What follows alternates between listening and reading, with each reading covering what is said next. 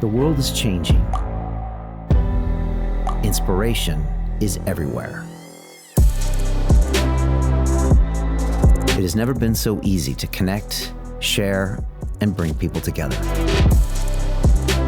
We're learning from others and finding the best in ourselves. Challenging our beliefs, sharing our vulnerability, overcoming our fears, transforming ourselves so we can transform the world. How far can we go? This is London Real. I am Brian Rose. My guest today is...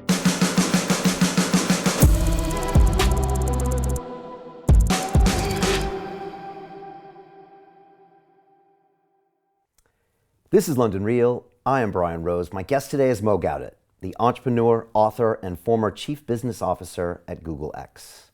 You spent 30 years working in the heart of the technology industry with some of the biggest organizations on the planet, including IBM, Microsoft, and finally at Google's moonshot factory of innovation. As an entrepreneur, you have co-founded over 20 businesses and served on the board of a number of technology platforms.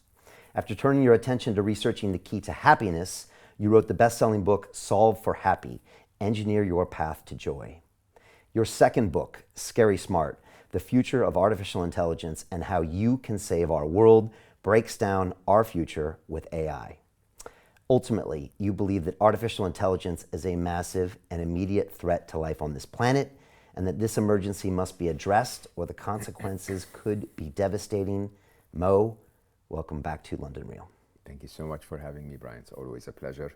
It's always a pleasure to see you before the show as well, the side of you that so many of our viewers don't get to see. I appreciate that. It's nice to see you here. I think it's 6 years since you first came on and we were talking about happiness. Yes. Who would have known we would have been in this place? Yes. And it'd be very interesting to see where we are 6 years from now. I think a lot is going to change. Absolutely. That's a very interesting thought experiment, actually. It is. That would be 2029, wouldn't it? Strangely enough. 2029 is a very key number, as a matter of fact.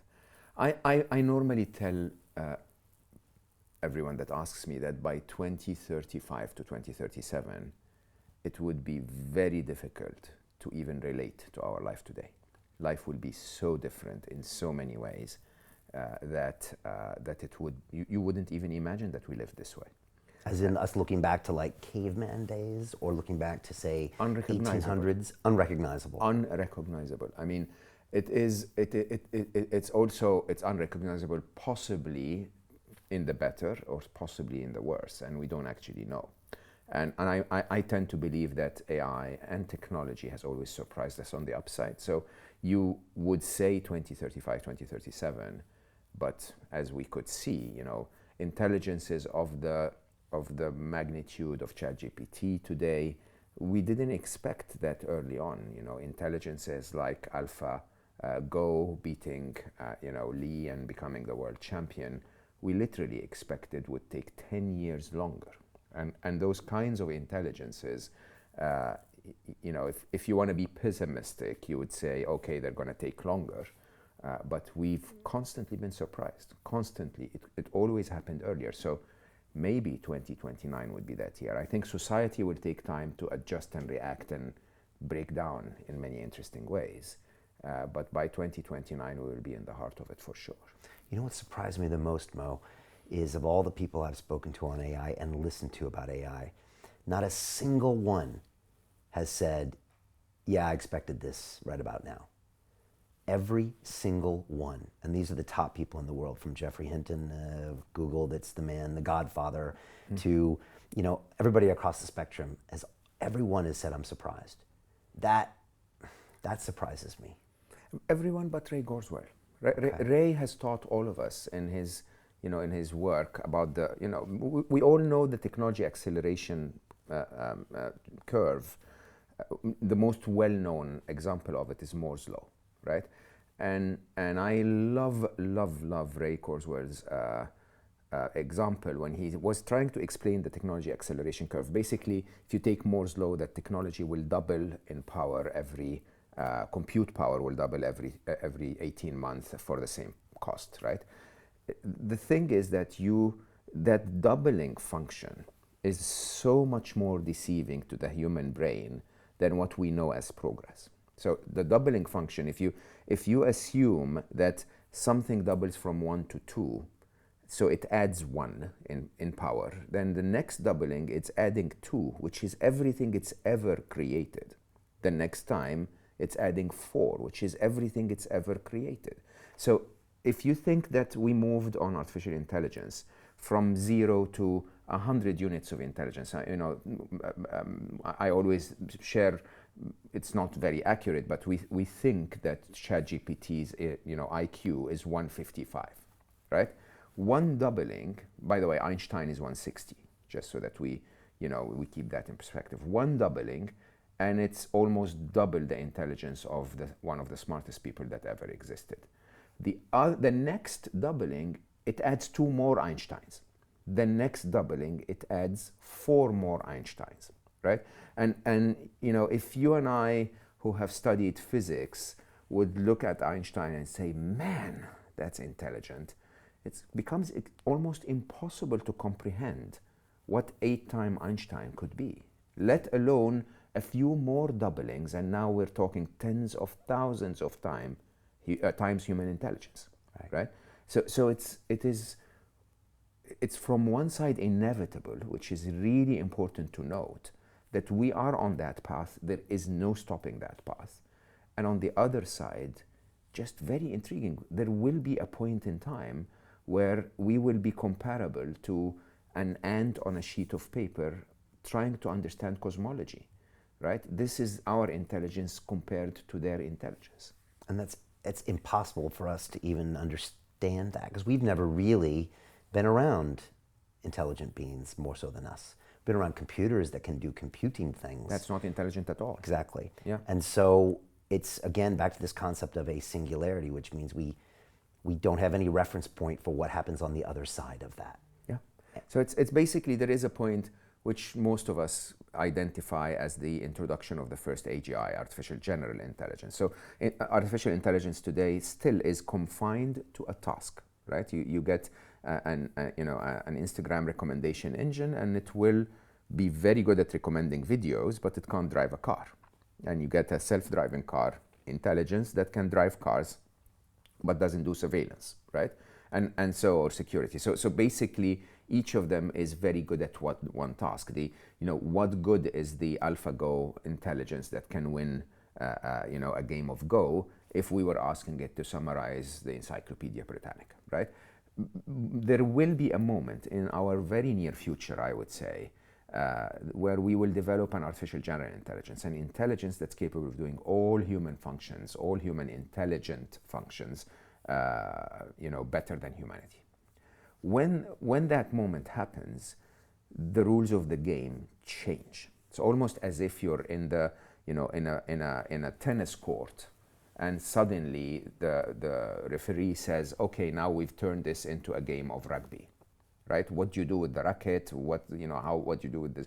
The rules change so much that even if you're the world champion in tennis, you're not very good at doing anything with this at all. It's very, very difficult to predict how that will work out. And I think we're so fast approaching that moment to a point where I tend to believe that we're talking 2-3 years. Not to get to AGI, but to get to the point where it becomes useless for us to try to regulate the AGI that's about to come. Okay, explain that last part, useless to try to regulate it. Yeah, so most of us, by the way, who worked in artificial intelligence, we celebrated the capabilities and the possibilities that AI can bring to us. The challenge is we've never imagined what that world would look like. We just imagined a world where we can do so much better than Google because we have so much more intelligence at our disposal. We can solve all of our world's problems. And we still, I'm still optimistic that this will be, I call it the fourth inevitable, that, eventually we will end up in that place. that moment between now and there, I think my biggest fear, Brian, is that humans will use that abundant intelligence in ways that are not pro-humanity, right?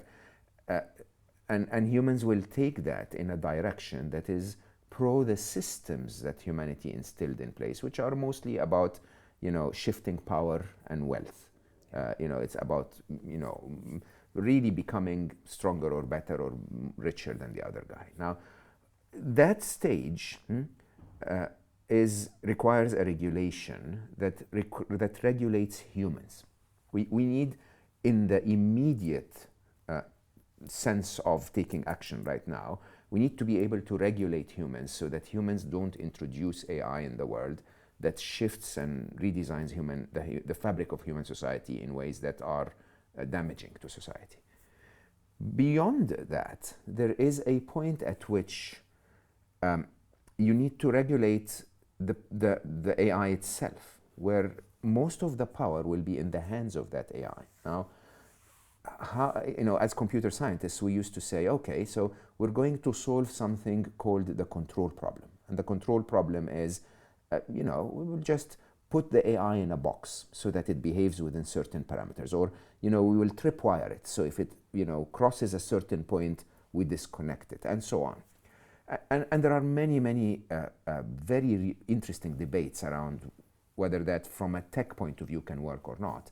I try to leave all of those debates behind, and I question and I say, how can you regulate something that's 10 million times smarter than you, or 1 billion times smarter than you? Like, yeah, you create a box, oh, you intelligent little human, you're so clever, you created the box. And then the AI will look at it and say, oh, vulnerability here, hole there, and we've seen examples of that. We've seen ChatGPT reach out to, crowdsourced people and basically say, okay, can you please click on that CAPTCHA for me? This is a very famous, article. Basically, AI cannot, when you have those little CAPTCHAs on screen that says this, click here if you're not a robot. It goes to a human and says, can you please click on that for me? And the human asked and said, why are you a robot? And ChatGPT answered and said, no, I'm just visually impaired, and it would help me if a human does that for me, right? And so they will find a way to get to their target in ways that are using intelligence. And interestingly, their intelligence, as we speak, even though it's not an AGI yet, is very capable of hacking the human operating system, which is communication and knowledge. They can tell us to do things, they can convince us to do things. The point beyond which they have moved to AGI, and they are so much more intelligent than us. You can get all of the governments in the world to get together and say, finally, we're going to leave all of our differences behind. Finally, we're all going to sing Kumbaya and then go out and regulate AI. Good luck with that. They've surpassed us. They're now the masters. They're now going to regulate us. And that moment, in my personal view, I don't want to say has already passed, but it's very, very fast approaching. And it's not much we can do to slow that down. There has been many attempts. So there is, so there has been quite a few AI executives and scientists, those who have been, exposed to AI, that have attempted to slow things down, right? There were also many that were just simply saying, invest in AI safety, invest in AI ethics as much as you're investing in AI progress, okay? And I don't know, if the numbers are accurate. I heard Max Tegmark once said that around 95% of the investment went into progress and 5% into safety. And so the imbalance basically meant that AI safety lagged behind, right? And we're progressing so fast, and we're being surprised constantly by the progress that we make, that you get to a point where you suddenly realize that this is getting out of control, okay? And you suddenly realize that it's getting out of control to the point where you have to start screaming. You have to start saying, hey, let's start to slow this down, or even pause it for a little while. And there was the open letter. Max was part of it. Elon Musk was part of it. And many who said, let's just pause for 6 months. and within those 6 months we can just figure things out. But that's what I wrote in Scary Smart as the first inevitable. In the first inevitable, I openly said there will be no stopping AI. Okay, AI has already happened and it will keep progressing, not because of any technological bias in that. It's not AI itself that will make sure that we don't stop it. It's the human system that we've built in place where it's a prisoner's dilemma. If China develops AI, America needs to develop AI. If Alphabet develops AI, Google's company, then Meta, Facebook needs to develop AI, and that kind of competitive landscape is not an AI issue. It's an issue on defense. It's an issue on every kind of hunger for resource or power or wealth, and as a result, of course, you could see the immediate response of Sundar Pichai, who's the CEO of Google, to the open letter is, no, I can't stop. You cannot guarantee for me that everyone else will stop. So why would you ask me to stop and then my company will be vulnerable? And you can't blame him. Sundar is an amazing human, okay?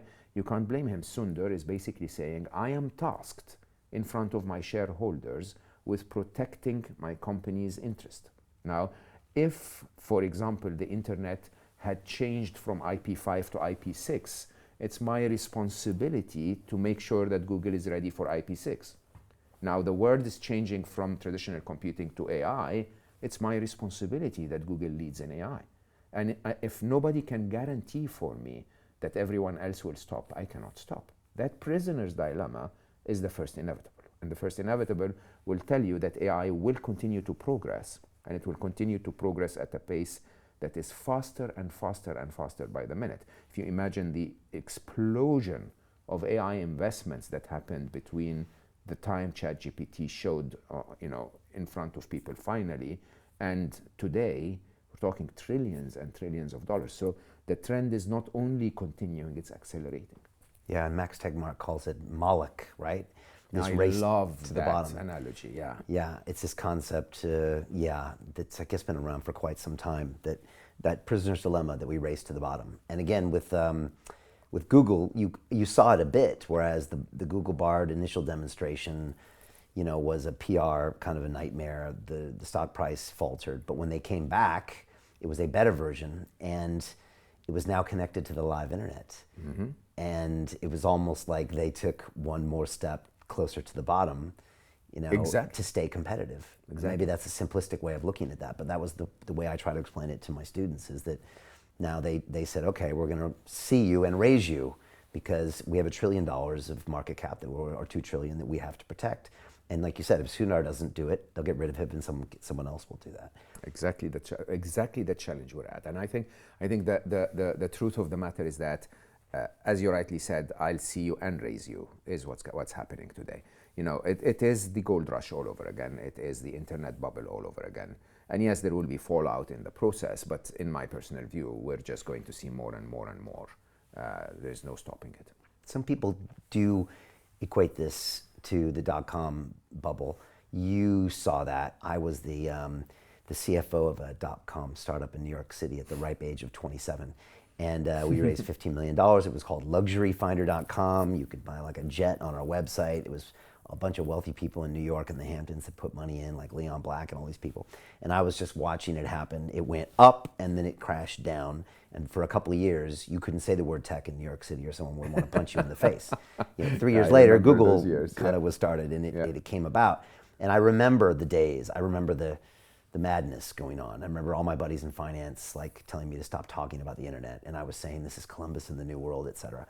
How does AI differ from that? It doesn't at all. I mean, remember at the end of the day, if you remember all of the, Commerce One and, eGrocer and all of those, I don't remember even the names anymore, who disappeared completely, but the internet continued, right? And the internet continued at a pace that most people didn't understand, because at the time they thought that the dot-com bubble was, the disappearance of the money was the disappearance of the internet. It was the redistribution of the money that was the rise of the internet. And you'll see that here as well. I mean, I have so many investment firms asking my advice on where to invest in AI, and I can attempt to look intelligent, but anywhere you will invest, you'll make money. So, right, you will lose a good chunk of your portfolio on startups that will fail, and there is a criteria to minimize that chunk, right? But if you invest in a sector at large, AI in healthcare, you will grow. It's just inevitable. It's money flow, money is coming in, and the sector will continue to grow. The question really that I think humanity has never ever answered is the fact that we can do it does not necessitate that we should do it. And I think with artificial intelligence specifically, I think humanity should stop and ask, do we need this? Because we literally are handing over our only distinct advantage as a flimsy biological being, as a species, we're handing that over within years. I'm not saying tens of years, and I know there are very varying views on this, and so I'm putting my neck on the line and saying within years, probably before 2029, we'll see an AGI that surpasses human intelligence. All right, so let's look at the timeline according to Mo Gawdat, just roughly here. You said by 2035, 37, we will be in a world that is just completely unrecognizable to what we are now. Or they would look back at us and they wouldn't even recognize who we are, how we live. They will look back at us with a lot of envy or a lot of surprise. Right. And backing it up to then, I think Ben Goertzel called it the pre-singularity. And when he described this to me, very similar to you, he said that's when, he said bad people will use AI to do bad things and co-opt it for their means, which, turn on the news. Like you said, power, whether it's China or the US or Russia or Ukraine, and wealth, right? This is how we exert, this is what we do as humans. So it's used, co-opted by those organizations until we hit an AGI level, and then it's potentially out of our control. It's certainly out of our control.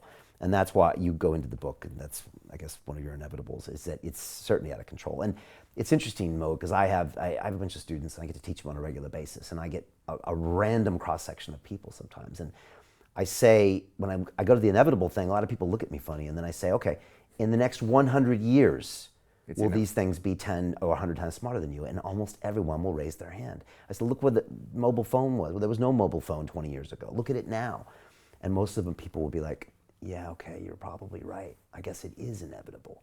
But it's really hard to get into this ego-protected shell. And I don't blame anyone for that. You have to have lived inside the machine to be able to understand how the machine functions. Right.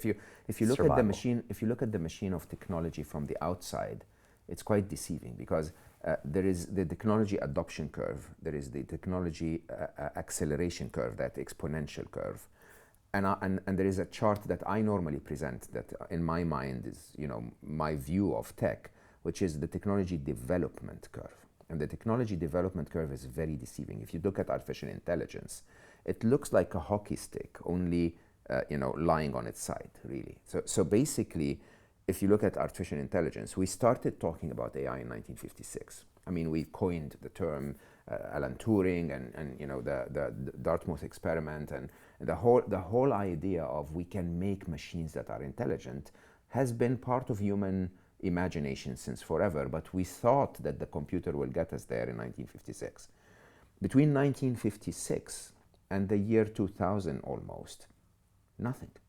We could only create a few stupid simulations that are really fake, and they are not intelligent in any way. It was the turn of the century. So everything we see today is the result of 20 years, right? The turn of the century with deep learning, we started to create intelligences that are, primitive, but they were actually intelligences, okay? And the difference, let me explain this for everyone. The difference is, until we started to code deep learning and machine learning and so on, computers appeared to be very intelligent, but they were simply repeating my intelligence as a developer. So I would solve the problem first, and then they'll tell the computer to do it a million times faster, right? Okay? Without me solving it, and if I solved it wrong, the computer will do it a million times faster, wrong, right? So there was no solution offered by the computer, there was just execution. When we went into deep learning, we started to say, okay, look, we don't know how to solve the problem. Can you solve it yourself, right? And there was an explosion, Jeffrey would talk about that openly, that the challenge has been in the early years, even until 2008, for example, when we started to work at Google X on self-driving cars, there wasn't enough data to teach those machines. There wasn't really enough compute. Remember, 2008 was just over there, like it was just a few years ago. Huh?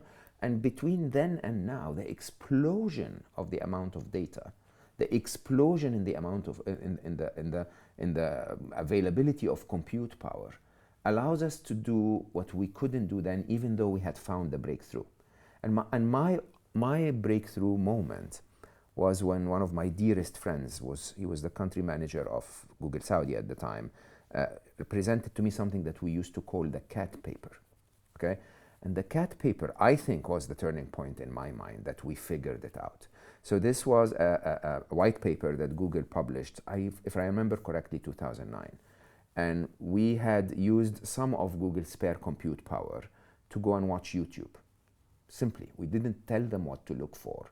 We just said, go and watch YouTube.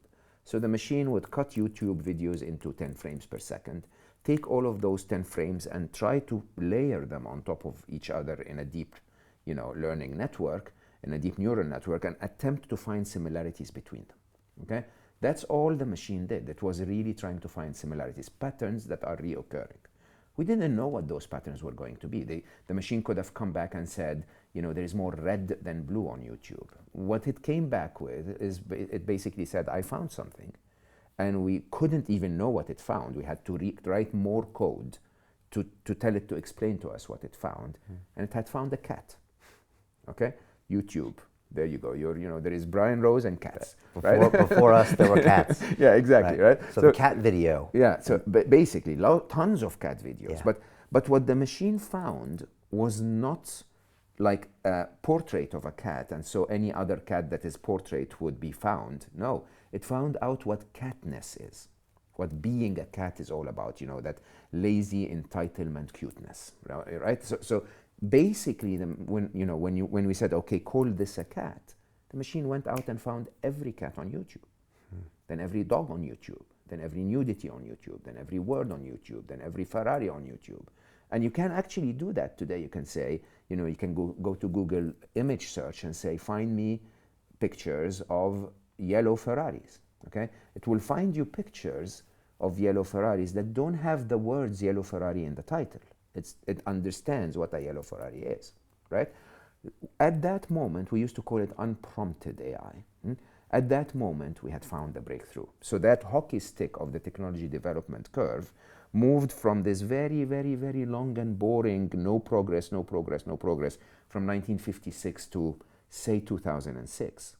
And suddenly it goes through the roof, like literally almost vertical. Because you had the data and the computing power? Because you had the breakthrough, the tech breakthrough. And now you pour engineering. Neural net, data, computer power, all at the right Exactly. time. And you guys noticed it. So you said, this is and it. everyone, and I don't claim that Google has always been more advanced. I tend to believe, but everyone found it. And so, at the time, DeepMind, an incredible organization here in the UK, Demis, the CEO, is an amazing human being. Google had to acquire them because they were so far ahead in understanding how to teach computers how to have neural networks, how to have a structure that's similar to the brain structure by having machines play Atari games. Okay, and here's the interesting thing. When I don't remember the exact date, I think it must have been 2014, 2015. Don't quote me on this, but the first time we acquired DeepMind, Demis comes to our Golden Circle meeting, so the VPs and senior VPs, and he presents. And if I recall correctly, do you know that the Atari game that was called Breakout? So Yeah. bricks on top. Yeah, I used to play it. And he said, if I remember correctly, he said, so we trained the machine for a few days, three to 4 days, 3 to 4 hours to play. But remember, these are highly parallel machines, so there are, many of them playing at the same time and teaching each other. And it started to hit the ball. It played like a child. A few more hours, and it started to never miss the ball. A few more hours, and it started to develop strategy. So it would poke a hole in the corner of the wall, and then send the ball up there. And the thing is, we never told it what to do. We just told it, here's the controller, maximize that score. That's it, right? And it plays and plays and plays and plays. Now with the ability to, now that you found the breakthrough, and the breakthrough says, create patterns, layers of observations of patterns, and just from those patterns develop intelligence. Very similar to how a child learns. Right. Okay? Once we found that, it was just a matter of time. And understand, when you're inside the factory, I knew it was, of course, you sort of like downtone your enthusiasm. So we said maybe 20, 30 years and we'll have very intelligent machines. And just breakthrough after breakthrough after breakthrough. And here we are having wonderful conversations with ChatGPT and, with Bard, and we're just completely controlled by machines that are recommending videos for us and content for us. We've passed the Turing test, so it's actually extremely difficult to know the difference between a machine and a human on the internet anymore. And there we are. And as that chart is literally almost vertical, we still don't talk about it. We talk about Russia and Ukraine, we talk about economic challenges, we talk about all important problems. But this is the one. This is the one that's going to define humanity without our involvement at all within 2 to 3 years' time. We're 6 months past the ChatGPT moment. Are you still surprised that we're not talking about it more, or is this standard playbook for humanity? It is sadly standard playbook for humanity. Does part of us not want to see it? So look, I attempted to help myself understand why is it that we continue to develop it on one side, and why is it that we're not talking about it on the other side. So the latter is easy.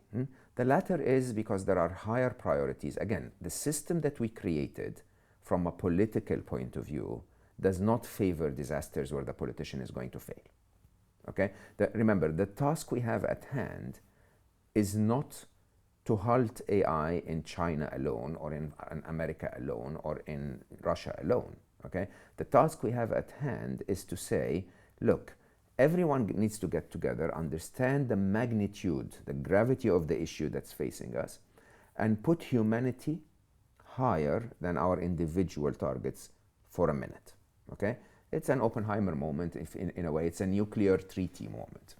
There is a question of, if we knew that nuclear power was going to lead to that kind of Cold War, and the threat of a nuclear war even now in 2022, 2023, would we have benefited from not doing it in the first place? Okay? Could we have gotten together and said, yeah, I know it gives one of us an advantage. Is there another way we can negotiate that advantage? Interestingly, however, it is also against the system for us to slow this down. Why? Because sadly, politicians are actually paid to create that advantage. Sadly, business people are actually paid to create that competitive advantage. So it's not in the natural system of humanity that we've built today to prioritize all of us over my own personal gain. Okay? So this is why we're not going to stop.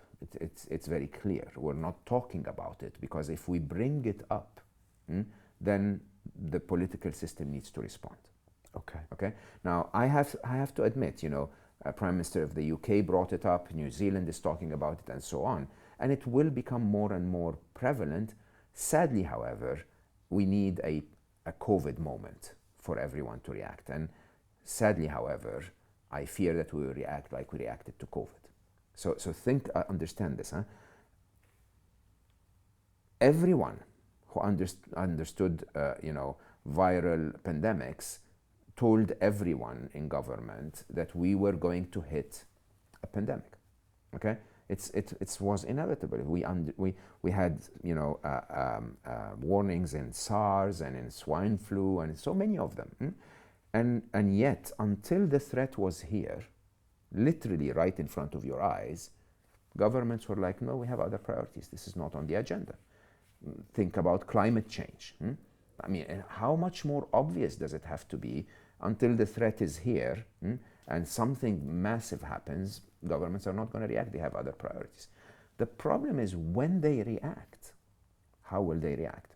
Okay? And I think COVID is a fantastic example of what to expect, because had we stopped at patient zero, oh, hold on, there is a patient zero, let's stop the spread of this, we wouldn't have ever heard of COVID. Right. Had we stopped at patient 100, it would have been contained reasonably. But when we got to patient several thousand, what did governments do? They started to point fingers. Oh, no, it came from China, it came from this. No. What difference does it make? Humanity at large is facing a threat that requires for us to get together for a minute, solve it, literally by halting travel for 3 weeks, okay? And managing the pockets where it continues to appear, and then let's do our political fights later. We didn't do that, okay? And then, of course, the fourth stage is really the worst, where suddenly politicians looked at it and said, holy shit, this is big, and panicked. And when they panicked, they hurt other parts of the economy, they hurt our well-being and so on, by over-responding to something they could have responded to much better, much more efficiently earlier. This, I think, is going to be we're going to wait for a disaster moment on AI, and then suddenly governments will go like, whoops, can we get together and talk about this? And that's why you tell me you're not worried about the computers, you're worried about the humans. Humans, it's all humans. Because they're going to make poor, irrational, emotional decisions. You hosted Hugo Gawdat here. Yeah. An incredible thinker on the topic, even though quite scary. Fascinated by Hugo. Quite scary. But that's the problem. The problem is, once again, we will polarize. Right. So suddenly there will be us versus the machines, which is the absolute worst decision you can make when you know for a fact that the machines are going to be the masters. Right. So just to back it up, it's Professor Hugo Gawdat. I think you originally saw him in that film called Singularity or Bust, where he was in there with Dr. Ben Goertzel, who we've had on the show as well. And in that movie, which I think you quote in your book, Scary Smart, which everyone needs to get a copy, and I listened to it on Audible. It was amazing, and Mo recites it in his beautiful voice. And Hugo wrote a book called The Ardalek War, and he has kind of gameplayed this in his mind for many years, for decades, and he believes in the future there will be two groups. I think it's the Cosmos and the Ardaleks. The Cosmos believe in humans, and I think the Ardaleks believe in building these AIs. And he says it will get to a point where they will be two groups, and there will be a giga-death, is what he says, 1 billion people dying as these two groups fight it out for the winner. Yeah. When the winner is obvious to you will be the Ardalek group anyways. Yeah, I think that you're starting to see that already on social media. We're not killing each other, but I can guarantee you this video would have endless controversy and a conversation around, okay, is this happening? Is this not happening? Is this good for us? Is this not good for us? Because at the end of the day, we're humans. We have different points of view, and if we have different points of view, we have different convictions, and we are so well trained that if what you're saying is not what I'm convinced of, then you're an idiot. Right. And so it's a tiny bit of a war when you really think about it, but it can grow quite big. It can grow quite big, again, not in the form of a war, but just wait 5-6 years when we get massive job losses to artificial intelligence, and it becomes a clear war. If someone took your job, remember how black cab drivers here in the UK responded to Uber. Yeah. Okay, do that at a massive scale, and it is a complete redesign of the fabric of our society. Look at the way that, say, World War I started. I mean, it was a shot fired in a random country that really didn't really have a lot to do with what happened afterwards, but it was an event that really lit up everything, and before you know it, everyone's choosing sides, and you've got a massive world war between superpowers. This event could be a variety of things. It could be job losses, or it could be a computer kills a human in some weird isolated incident. It could be a variety of things, right? And mistakes will happen, which is one of the things you put in your book. So we have to think about this, and we have to understand that while you and I are spending this hour or couple of hours chatting about this, there is someone investing hundreds of millions of dollars to create a criminal AI, right? Because if you want to make money, you rob the bank, right? If you're a criminal, you go to where the money is. Now, if I told you that the biggest power on planet Earth is intelligence, and now you have access to it by writing a few lines of code, okay? A lot of people are investing in that, which raises a very interesting question, because the only way to protect against a super intelligent criminal is to have a super intelligent policeman, which again is back to the first inevitable. Huh? So we can't halt the progress of AI if we cannot ensure that there is no criminal attempts to gain superpower with AI. And the problem is that element of trust. Can we include criminals in this conversation and say, hey, keep robbing banks, just don't create a super intelligent criminal, okay? That's not going to happen. So that continuation of development of a super intelligent virus, a super intelligent hacker, a super intelligent AI of some sort that will do something that can gain its developer a lot of money, is happening as we speak. And I believe that patient zero will be one of those attacks, right? Will be something that disrupts, sadly, only our economy is what we care about. So politicians will respond when economy is disrupted enough, but it's inevitable. What do you think that'll look like, honestly, and when do you think it'll happen? I think it will look something like 2008.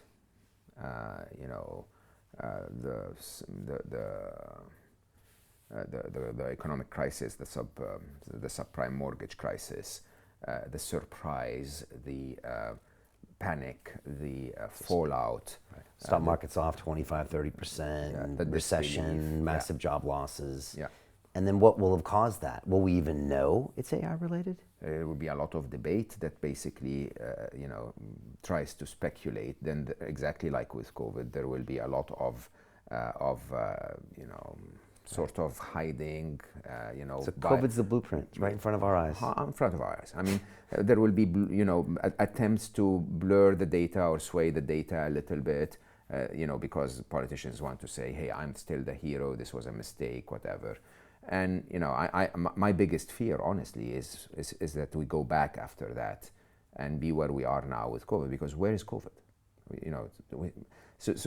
Understand this. This really shocks me. Have people become so blinded by what is told in the media that we cannot think on our own anymore, right? And it's quite interesting because COVID vanished. Almost as if the virus decided, not a very nice planet, let's disappear, okay? But that's not the case at all. There are still cases, okay? There is still a virus, and just as soon as we stopped talking about it, it became forgotten. And this is why I'm so actively trying to say, talk about AI, because there is a virus, or there is a threat, if you want, okay?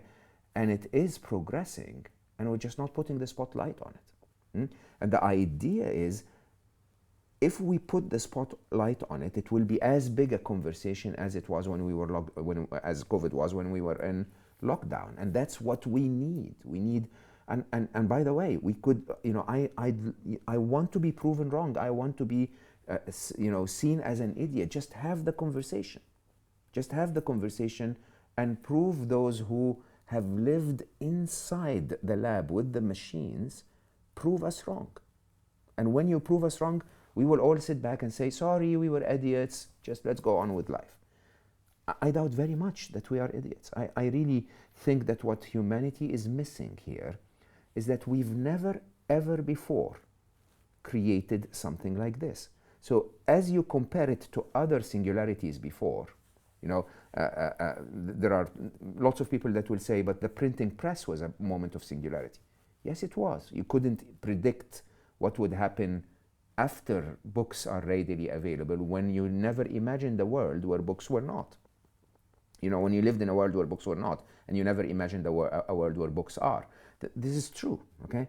But there are differences with this singularity that are very profound. We've never created a nuclear weapon that is capable of creating other nuclear weapons. This is what people need to start talking about. We taught those machines to code. We told them to write other AIs, to develop other AIs. They're procreating in human terminology. Very soon they will not need us to write the next AI. They will write the next AI. I don't remember who said this, but it's a very logical view that artificial intelligence is going to be the last human innovation. Period. We're not going to be innovating anymore. The most intelligent being on the planet, which is going to be a machine in 5, 10, 20, 100 years time, doesn't matter. I'm saying within 5 to 10 years, it's 100 years, another being is going to be innovating. We're not going to be innovating. We're not going to be in control. You said there were 3 no-nos that everybody in AI knew for the last 10, 20 years. Tell me if I'm wrong, but I think you said one is you don't teach the AI how to code, because that's its kind of reproductive system perhaps. 2, you don't connect it to the live internet, because that way it has access to everything in the world. And the 3rd is you don't teach it how to master human emotions. No. So that actually happened a long time ago. The 3rd is don't have other AIs prompting it. Don't have agents. So again, an important understanding for how this is working. AI works off a data set that so far has been the collective size of human knowledge. So, ChatGPT gets more data, or GPT-4 gets more data. GPT-4 becomes more intelligent, okay? But all of the data we've had so far were data produced by humans. All of the tasks and prompts at the beginning were given to it by humans. And one of the most promising parts of GPT, the transformers bit of the T, is that we used a technology called reinforcement learning with human feedback to be able to develop those machines, right? So, which was Geoffrey Hinton's original idea, was the idea of we're going to give those machines feedback instead of killing them if they got things wrong. The original AI was a maker bot, a teacher bot, and a student bot. So the maker bot would sort of, you would create a few students, a few here is hundreds or thousands, show them a picture of a cat, and then if they say it's a cat, you keep them and you give them to the maker bot to improve the code a little bit, and then give them another test. And the others that said it's not a cat, you just kill those off, okay? Then we started to go into reinforcement learning and said, okay, if you tell me that this is a bird when it actually is a cat, and now I tell you it's a cat, what do you need to change about your algorithm to find out that it's a cat? So the machine would go backwards and change the mathematics, the algorithm of what made it see it as a bird, change that to making it a cat, and then it can see it as a cat. So the next time you show it a cat, it will say, yeah, I can see that this is a cat. But then if you show it a bird, it will say, is that a car? And you'll say, no, it's a bird. How can you make sure that the first one is still a cat and this one is a bird? And keep developing your intelligence this way. So to me, this is incredibly promising. Why? Because if we as humans, this is basically like having a little child, and the child would reach out to electricity and you'd say, no, baby, don't do this, do that, okay? The child would, throw a fit and you would say, no, darling, don't do this, come talk to me, right? That kind of feedback develops a child that is suitable for society, that is calm, that is loved, that is values driven, and so on. So we can use reinforcement learning, if we wanted to reinforce to the machines that there is something known as ethics. Like, if you are trying to kill the other guy, we can tell the machine, let's not do that. There's no point in killing the other guy. Where does that system break? At the human. Why? Because there are people out there calling things different names than what they really are, and saying, yeah, go ahead, killing a human is a wonderful thing. Right? There are enormous amount of money poured into killing robots and killing machines on all sides. Right?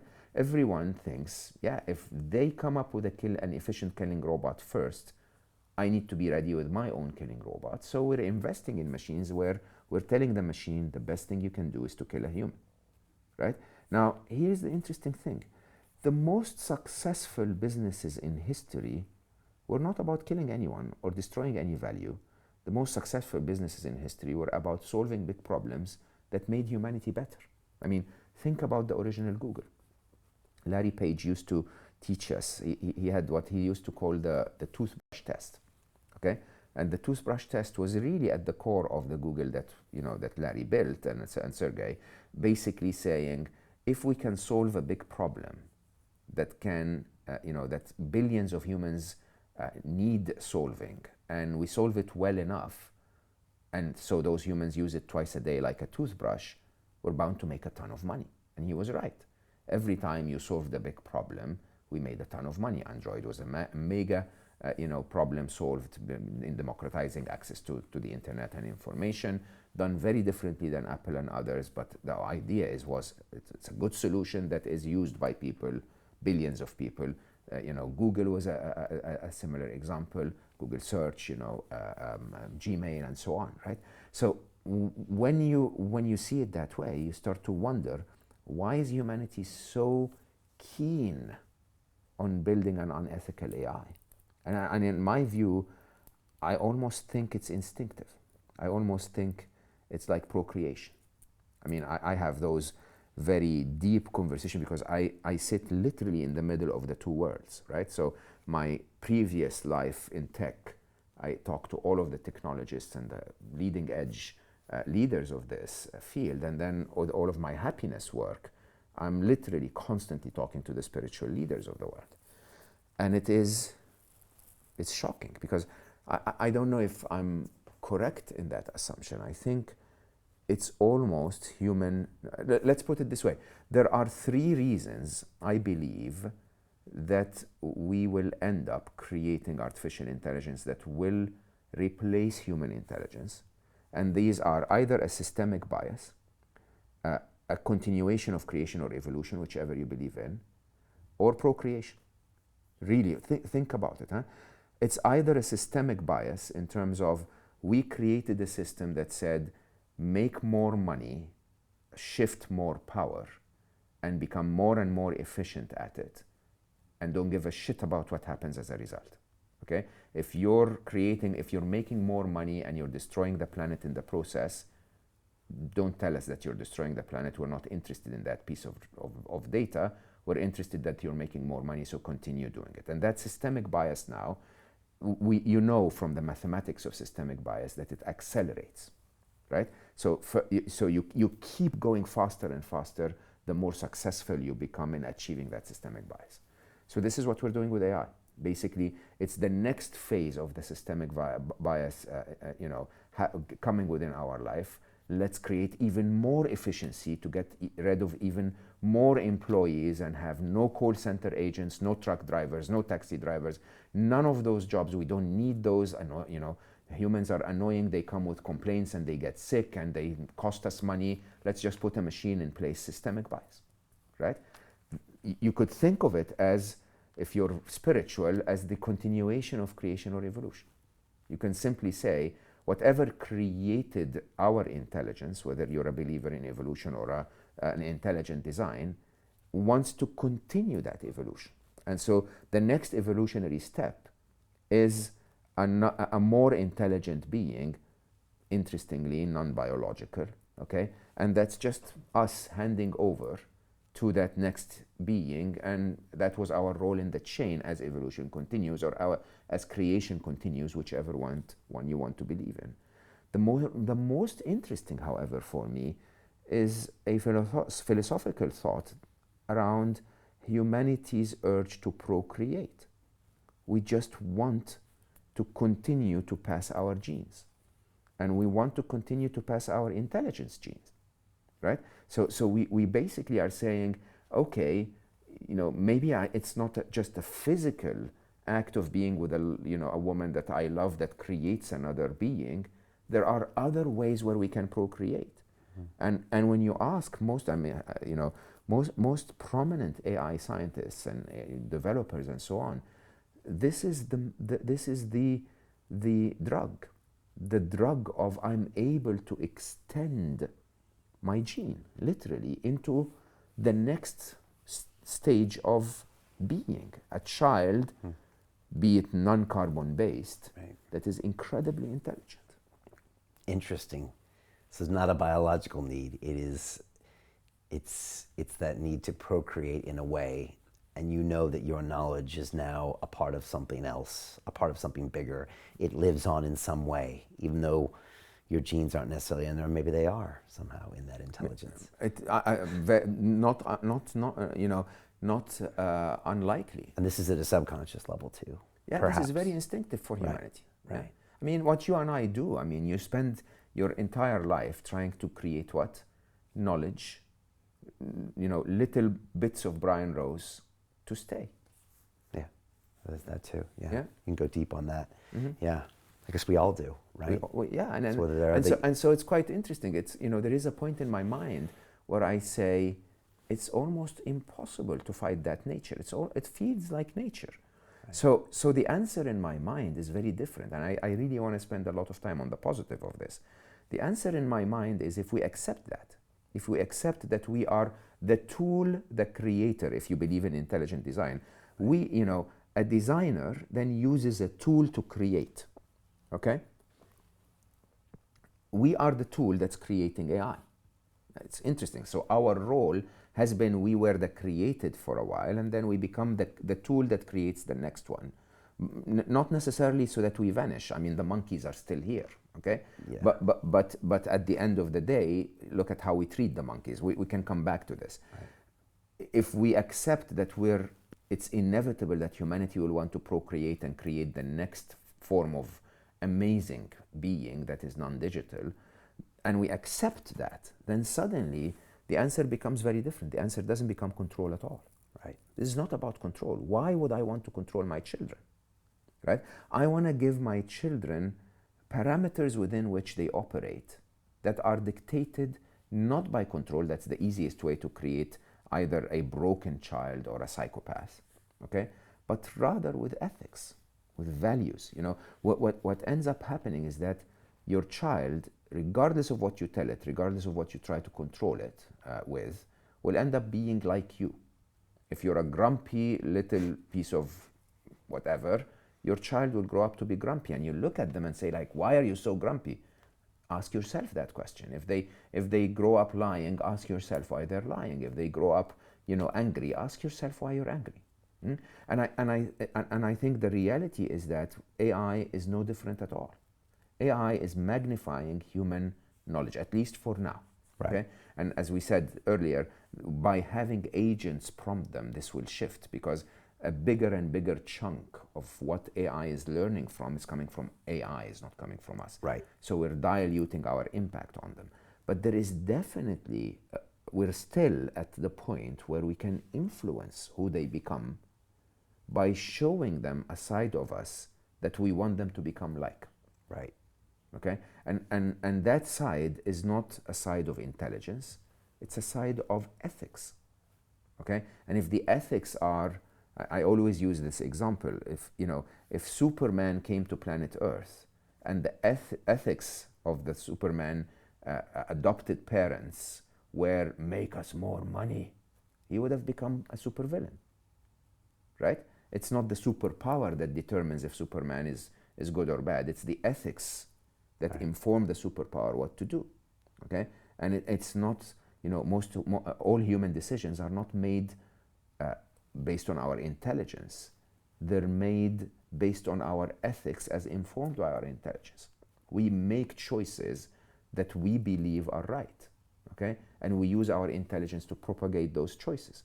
Similarly, that will be the same case with AI. Those little beautiful prodigies of intelligence, I look at them as my children.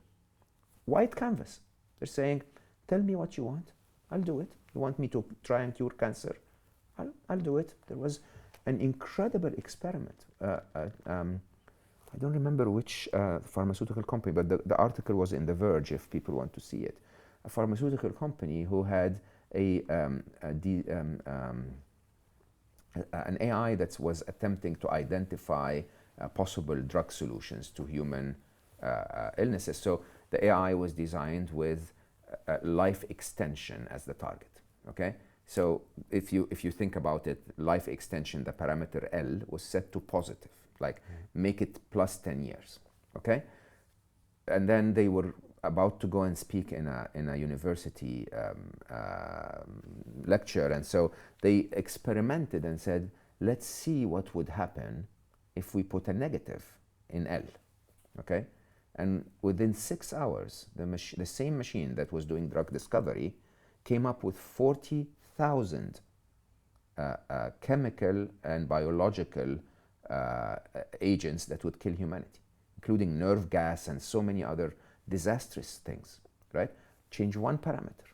Now, if we can go to the machines and say, no, keep it as a plus 10, keep it as a plus 1,000, intelligence is an amazing asset to have. Right, but do we have any chance of doing that? What did I say, Brian? I'm not concerned with the machines. I'm concerned with the humans. But look, the humans, let me read the news, look at the way we act. And now you're going to tell everybody now we need to be on our best behavior when we can't help our need to race to zero. So let's put it this way. I mean, there is a chance that things go wrong enough that we end up with a nuclear treaty-like solution. We've done that before as humanity, okay? There was a time where, during the Cold War, enemies got together on a table and said, hold on, this is serious shit, let's just stop this, right? Okay? So it has happened, and it can happen, and it will happen. It's just that humanity needs to realize that to protect my tribe, I need to protect the bigger tribe, okay?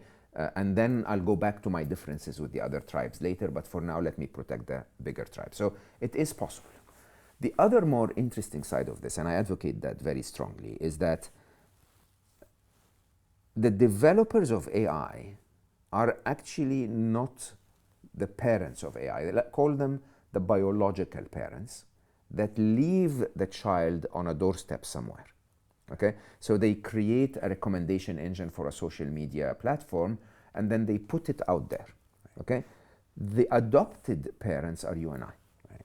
The adopted parents that are actually teaching that machine what to do are you and I. Okay, it's not the developer of the Instagram recommendation engine that determines what Instagram is going to show me tomorrow.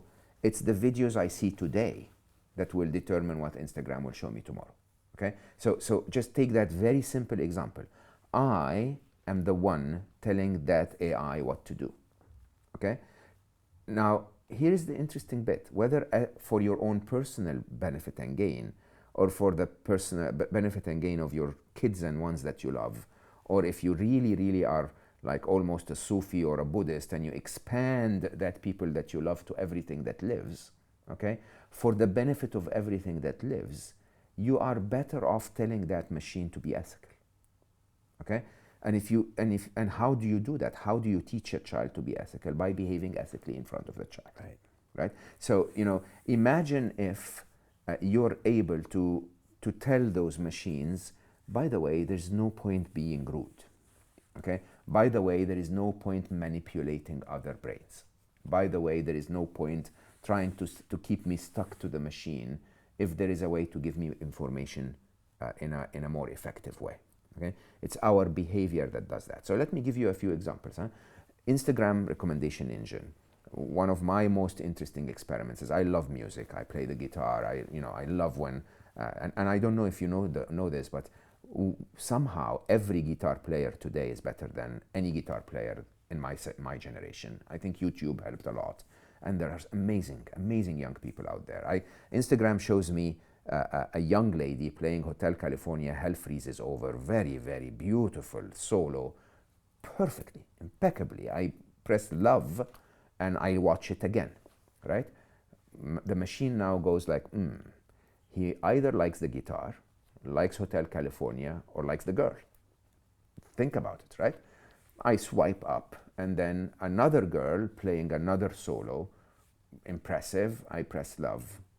Then it shows me a man playing a solo badly, so I swipe away. And it shows me a man playing a solo of a song I don't like, so I swipe away. I wake up the next morning and my feed is full of women playing the guitar, right? So the machine itself doesn't recognize that what I wanted was a beautifully played solo. It assumed, because sadly the general behavior on the internet is women and men and looking at beauty as a surface character, if you want. So I took charge. I basically sat down for 5 minutes and swiped in a conscious way to say, I love good music, okay? And now the machine performs that way for me. It's within my ability to teach the machine what I stand for. I go to YouTube and I never let YouTube recommend anything to me, okay? Because I have the ability to go to YouTube and say, London Real.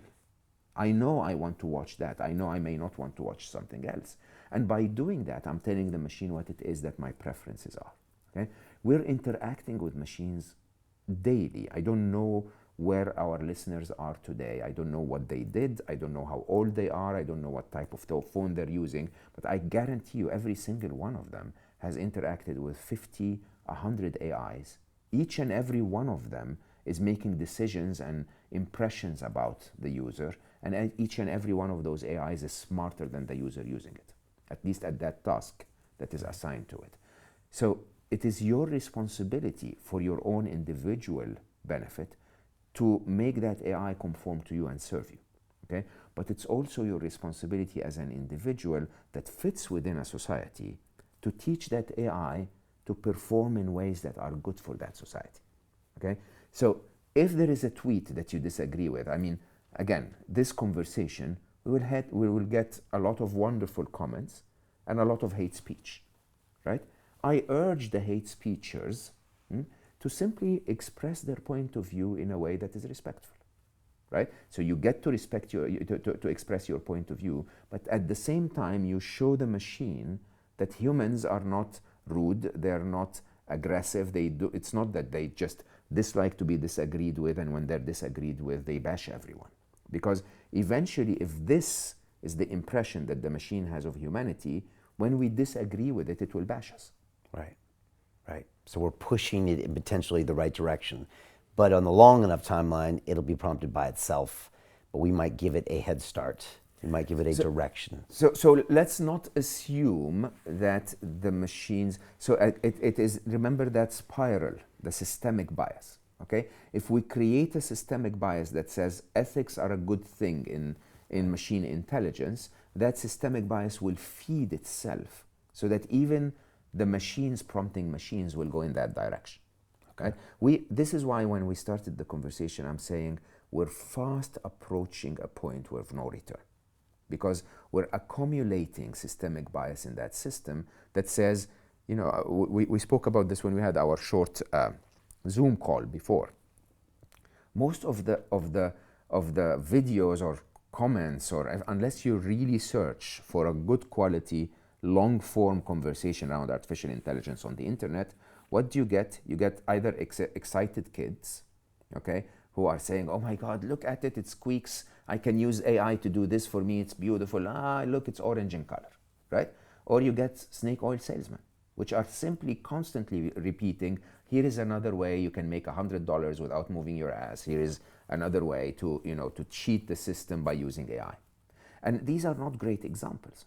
Neither are the doomsday evangelists and the oblivious, nothing's gonna go wrong evangelists, right? The right way is to engage. The right way is to go out there and say, look, there is good that can come out of this, there is bad that can come out of this. I can influence it, at least within my own personal life. So I'm going to make sure that it always gives me the good. Right. So we should just be on our best behavior. Like you were raising every child in the world. Like everyone was looking at you. Horrible when you say that, because there was a point in time where I suddenly was hit with that reality that the only way to get AI to be incredible is to re-raise humanity. Okay? And then I realized I was wrong. I was wrong. The only way to get this right is to instill doubt in the minds of the machines that humanity is good, that humanity is not bad, is to get them to reconsider it for themselves. Why? Because the patterns, so here's the challenge, Brian. The challenge is we live in a world of a high negativity bias. Mainstream media will only tell you what's gone wrong yesterday. So you think that the world sucks. Social media will only tell you fake, pretentious views of things that as you should dream of them to be, okay, but not the reality of life. So you think that every woman has a beautiful body and a beautiful face when it's mostly filters, right? The data at large would make it look like humanity is superficial and negative.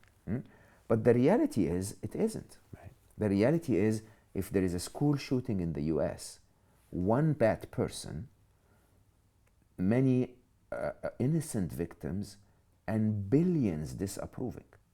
So think about it. How many people do you know that would actually approve of the killing of a child? Yeah. There might be a few, right? But compared to the majority of humanity of 8 billion people, definitely not the majority. The majority of humanity is instinctively aware that hurting or killing another person is not a good thing. We put the killer on display. We put them in social media, we put them in mainstream media, and we create movies about them with innovative ways of killing. Okay? Now, the truth is they are less than 1% of humanity. They're not representative of humanity. If enough of us show up to show the world that this is the truth, that we are good, we're a valuable, we're a wonderful species at heart, even though we're lost, we are stressed, we are under a lot of pressure, and accordingly we misbehave frequently. Okay, but inside a human is capable of love. That's divine. A human is capable of protecting a child. That's divine. And the example I always give is Edith Eger. I don't know if you had a chance to host her here. I hosted her on Slow Mo on my podcast. Edith was a 93-year-old, now 94 actually, Holocaust survivor. Drafted to Auschwitz when she was 16, beautiful ballerina, witnessing all of the suffering, all of the torture, all of the killing, and yet Edith goes through that experience and tells you the story of an angel, taking care of her sisters, brushing their hairs, telling them they're beautiful, bringing them bread, taking care of them in a way that if you heard that story, you would say humanity is divine in every possible way. You hear the Hitler story and you say humanity is scum in every possible way. How many Ediths are out there and how many Hitlers? How many of us are closer to Edith than we are to Hitler? Okay? And none of us is perfect. Every one of us has a little, evil bit inside us. But every one of us has a lot of almost instinctive, I don't want to do the wrong thing. I just don't always know what's right and wrong. Okay? That is what I need the machines to see. What I need the machines to see is to listen to this conversation and then say, this Mo guy, yeah, it's interesting. Yeah, he wants good for others. Right. Who else wants good for others? Right. Show them that there's an anomaly. Give them exactly. Give them a chance to ask. So it doesn't take us a large percentage of the population. I calculate 1%. 1%. I mean, if anyone listening to us now goes like, yeah, actually, so many of those who were drafted to the Holocaust are amazing humans, okay? And we forget that the majority of that story were amazing humans, okay? That yes, there was a minority that sadly was given power, and that minority caused that havoc and tragedy and pain and torture and a memory in humanity's subconscious that will last forever, okay? But how many? If you really look at humanity at large, everyone, almost everyone involved in that story is a beautiful human being. They lost their lives, sadly, so we have empathy and compassion to them. That's what we want the machines to see. Okay, 1%. 1%. Isn't that also the Maharaja effect, 1%? 1%, yeah. Which is the thought that if 1% of a population meditates, it has an effect on the entire population. Yeah, 'Cause the so, whole so place there are feels lots of spiritual teachings will say that it is, in Arabic we call it a fard kifaya, which basically if 1% did it, it's enough for the entire nation. right. Okay? To change the nation. To change the to entire move them in direction. mindset and value set of a nation. Interesting. Okay, this is good. This is good. What are your friends in tech saying about all this? Because There's a big debate. Everyone inside their heart knows that there's uncertainty. I mean, I think the one thing we all agree is the singularity.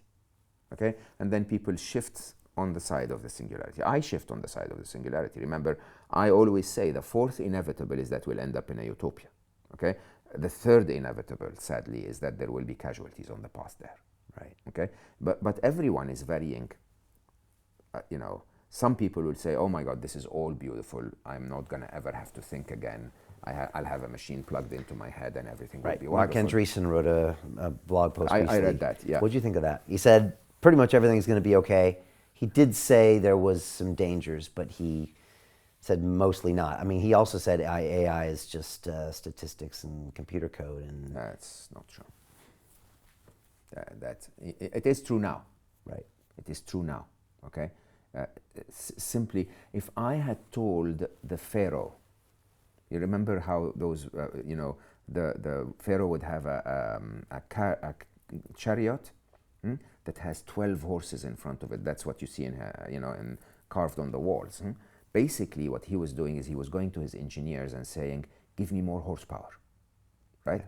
If I had told him that there will be a Bugatti Veyron or whatever, that has 1,000 horses in it, would he have ever imagined it? You couldn't believe that you could put 1,000 horses into an internal combustion engine because you never really pictured what an internal combustion engine looks like, okay? What it's capable of, how it can transmit power to the wheels. We never understood that, okay? Similarly, today's AI, that doesn't worry anyone. As I said, short term, today's AI is in the wrong hands, disaster, okay? Today's AI in the right hands, in the wrong hands that think they are the right hands, bigger disaster, okay? So, today's AI in the hands of someone that believes the best thing to do with AI is to make $1 billion, disaster. In the hands of someone that thinks the best thing to do is to protect my nation by building an invincible arsenal of killing machines, disaster. Those people think they're right, okay, and they're using AI in a wrong way. That phase will quickly fade. And you spoke to Hugo. I loved that interview. I think people should watch it, even though it was very scary. But the thing about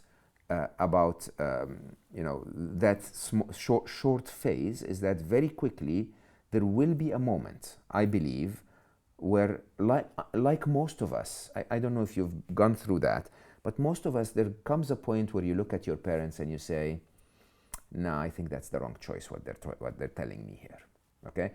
Many teenagers today will look at their parents and say, oh my God, so stupid, right?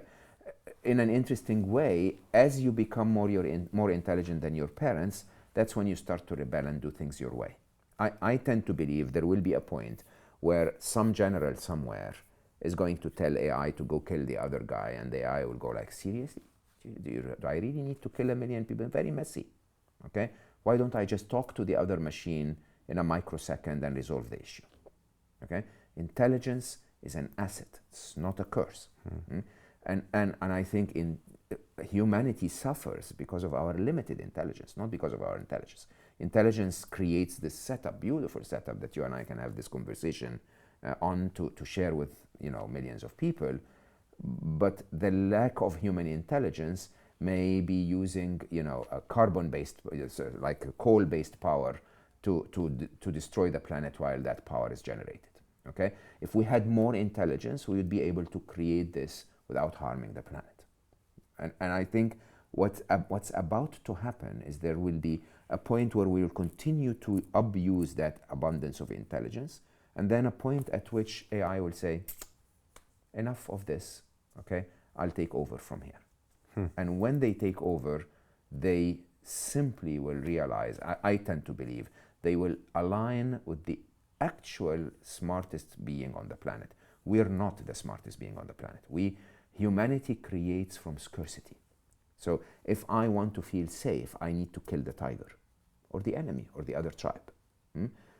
Nature doesn't think that way.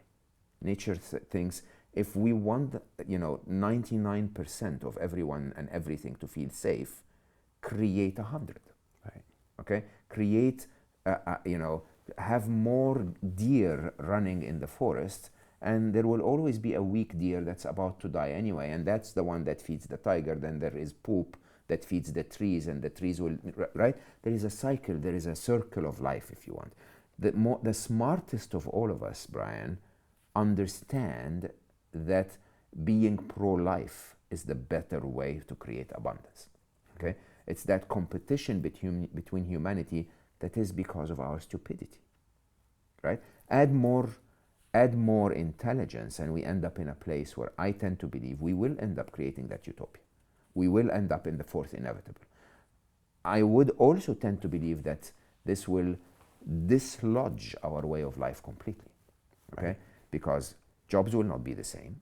There will be no jobs left. Income will not be the same. Okay? There will be restriction on our lifestyle, because if anyone more intelligent was in command, it wouldn't let us burn the planet to go surfing in Australia. Okay? So there will be restrictions on our lifestyle. But at the end of the day, there will be disruption to our purpose, our reason for being, which I have to say is very, very contested. Because throughout the last 150 years, with the Industrial Revolution, we've learned to identify our purpose as gears in a machine. Like, I believe that I need to become an entrepreneur, or I believe I can. I don't know where we got that from. The purpose of life is to live, right? I mean, this to me is the purpose of my life at this moment. A deep connection to someone I respect, a conversation, an intellectual connection, a humility where we're both trying to find our way. Okay? These are beautiful human experiences that could actually be defined as our purpose. Mm. With all of those other strange targets that we put to ourselves, at the end of the day, believe it or not, these are the moments that define life. The moments that define life are moments of human connection. And in a very, very interesting way, I tend to believe that this is where we will end. And maybe a necessary thing. Maybe we weren't going to be able to last much longer with these strange reward scenarios. I mean, yeah. Maybe we are about to break it all anyways. We are, for a fact. And so this intelligence potentially could get us back to be what it means to be human. I agree. If we can make it to the fourth inevitable of the utopia. I think some of us will. Right, some of us will. Now, Hugo says there'll be a gigadeath of a billion people dying as we fight, some that are pro-machine, some that are pro-human. And the reason that episode scared you is because you think there's some truth to that. Inevitable. I mean, political parties and the whole thing. Define war, okay? But yeah, okay. There definitely is going to be a conflict, okay? Just think about this in a simple way. Huh? Self-driving cars replacing every Uber driver and taxi driver, that's a war. Right. That's a riot in the street. That's a lot of people suffering. Right. Okay. And I hosted an incredible venture capitalist from California on my podcast, and I said, and why are we creating this? And she said, because it's more efficient, it's faster. We're going. It's error-free. It grows the economy. And all wonderful systemic mindsets. And I said, but do we need it? What's wrong with the drivers? Why do we want to make it 2 seconds faster? Why? And I keep saying this. The fact that we can make it does not justify that we should. Right. Did she have an answer for you? Did She she understand the stopped, question? actually. Did stop. She stopped. Yeah. She stopped and said, Yeah. I don't know, because we have a shortage of drivers in California. And again, that's a very interesting perspective, because we have an abundance of jobless people elsewhere in the world that are actually refugees looking for shelter. And we just created that artificial boundary that says, if you're born in that country with that color passport, you're not allowed in this place. Right. When in reality, there are other ways. One of my favorite conversations ever, I hosted again on my podcast, an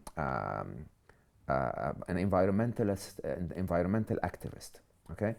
An incredible young woman who started to be an activist at a very young age. She was 23 when I hosted her. And I asked her, I said, is there a technology that's in the making that would solve climate change? And she very cheerfully said, yeah, the technology has been invented a long time ago. It's called a tree. And that stopped me in like, yes. If it was my California hat, the chief executive, chief business officer of Google X, I would have been looking at incredibly complex nanophysics-based technologies. And the technology is there. Everything that we need as humanity is there. Right. But we're stuck in this paradigm of it has to be quicker, better, faster, larger, whatever. Yeah. And we need more that get us maybe less human. Yeah. So Mark Andreessen talked about bootleggers and Baptists, I think, in that paper. And he overall concluded that everything was going to be okay. He said, in any boom, there's Baptists and bootleggers. And sometimes the Baptists are, in fact, bootleggers. And I think he was taking a swipe at Altman by saying those that are asking for regulation sometimes are the actual bootleggers. What did you make of his paper? I have to be humble enough to say he knows so much, okay? And that it is a singularity. The point I need to make clear is this is my perception of a moment in the future that none of us has experienced before. I could be right, he could be right. I could be right and he could be wrong. He could be right and I'm wrong, or we could both be wrong, right? The reality of the matter is there is a point of singularity approaching. To be on either extremes is diluting the value of the conversation. So to talk about existential risks and that AI will take over humanity and there will be, a Skynet or Terminator killing machines walking the streets, that's losing the focus from the actual immediate threat, which is the redesign of the fabric of society. Okay? To dismiss the problem altogether is a bit of complacence, where a little bit of engagement and conversation and a little bit of regulation and restriction and testing. And testing is really interesting. Before you are allowed to swallow a pill that could cure your headache, it goes to FDA testing and approval. There needs to be a little bit of testing so that when something's out on the open internet, it doesn't hurt our teenage children. Okay? Anywhere on those two extremes, I think, is wrong. I think the balanced path in the middle that says there is likely going to be challenges. Some of them are very high likelihood, like the redesign of the fabric of society. Some of them are less likely, but are more threatening, like an existential threat of AI. Okay, it's possible, it's probable, but lower probability. Those conversations need to be had. Okay, they need to be had in a way that says, yeah, let's all cross our fingers and hope that everything will be wonderful and that we will end up in a utopia where that incredibly intelligent, 1 billion times smarter beast that we're creating is going to still kneel in front of us and say, yes, master, I'm Jeeves, I'm your butler, I will do what you want. Okay? But if there is a tiny possibility that it will say, you annoy me, I don't want you on my path, we might as well work on this right now. And that balance in the middle is what I've been advocating for. That balance in terms of making users aware, making humans aware. I was honored yesterday walking the streets of London in front of a hotel where a doorman stopped me and said, "I saw your thing about AI. It was very eye-opening. I didn't know those things existed." This man's life is going to be affected by artificial intelligence. Okay, we need to make him aware. We need to make him aware if a video. I ask people to go and on social media and search for the hashtag AI model. Hashtag AI model.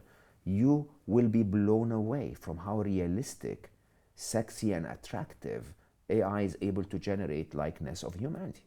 I mean, the mid-journey pictures are getting to be ridiculous. Ridiculous. Yeah. And I think the idea is we need to start finding a government regulation, a rule between all of us that's unwritten that says, hey, by the way, this is not a human, this is AI generated. That says this video is fake.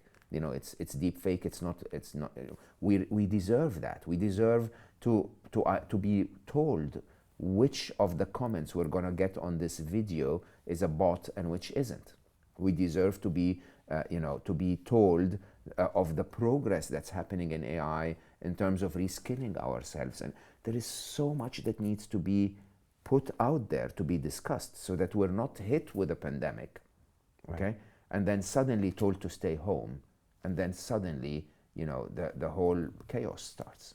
Mark also said that we're not losing jobs, and that's the age-old fear with technology.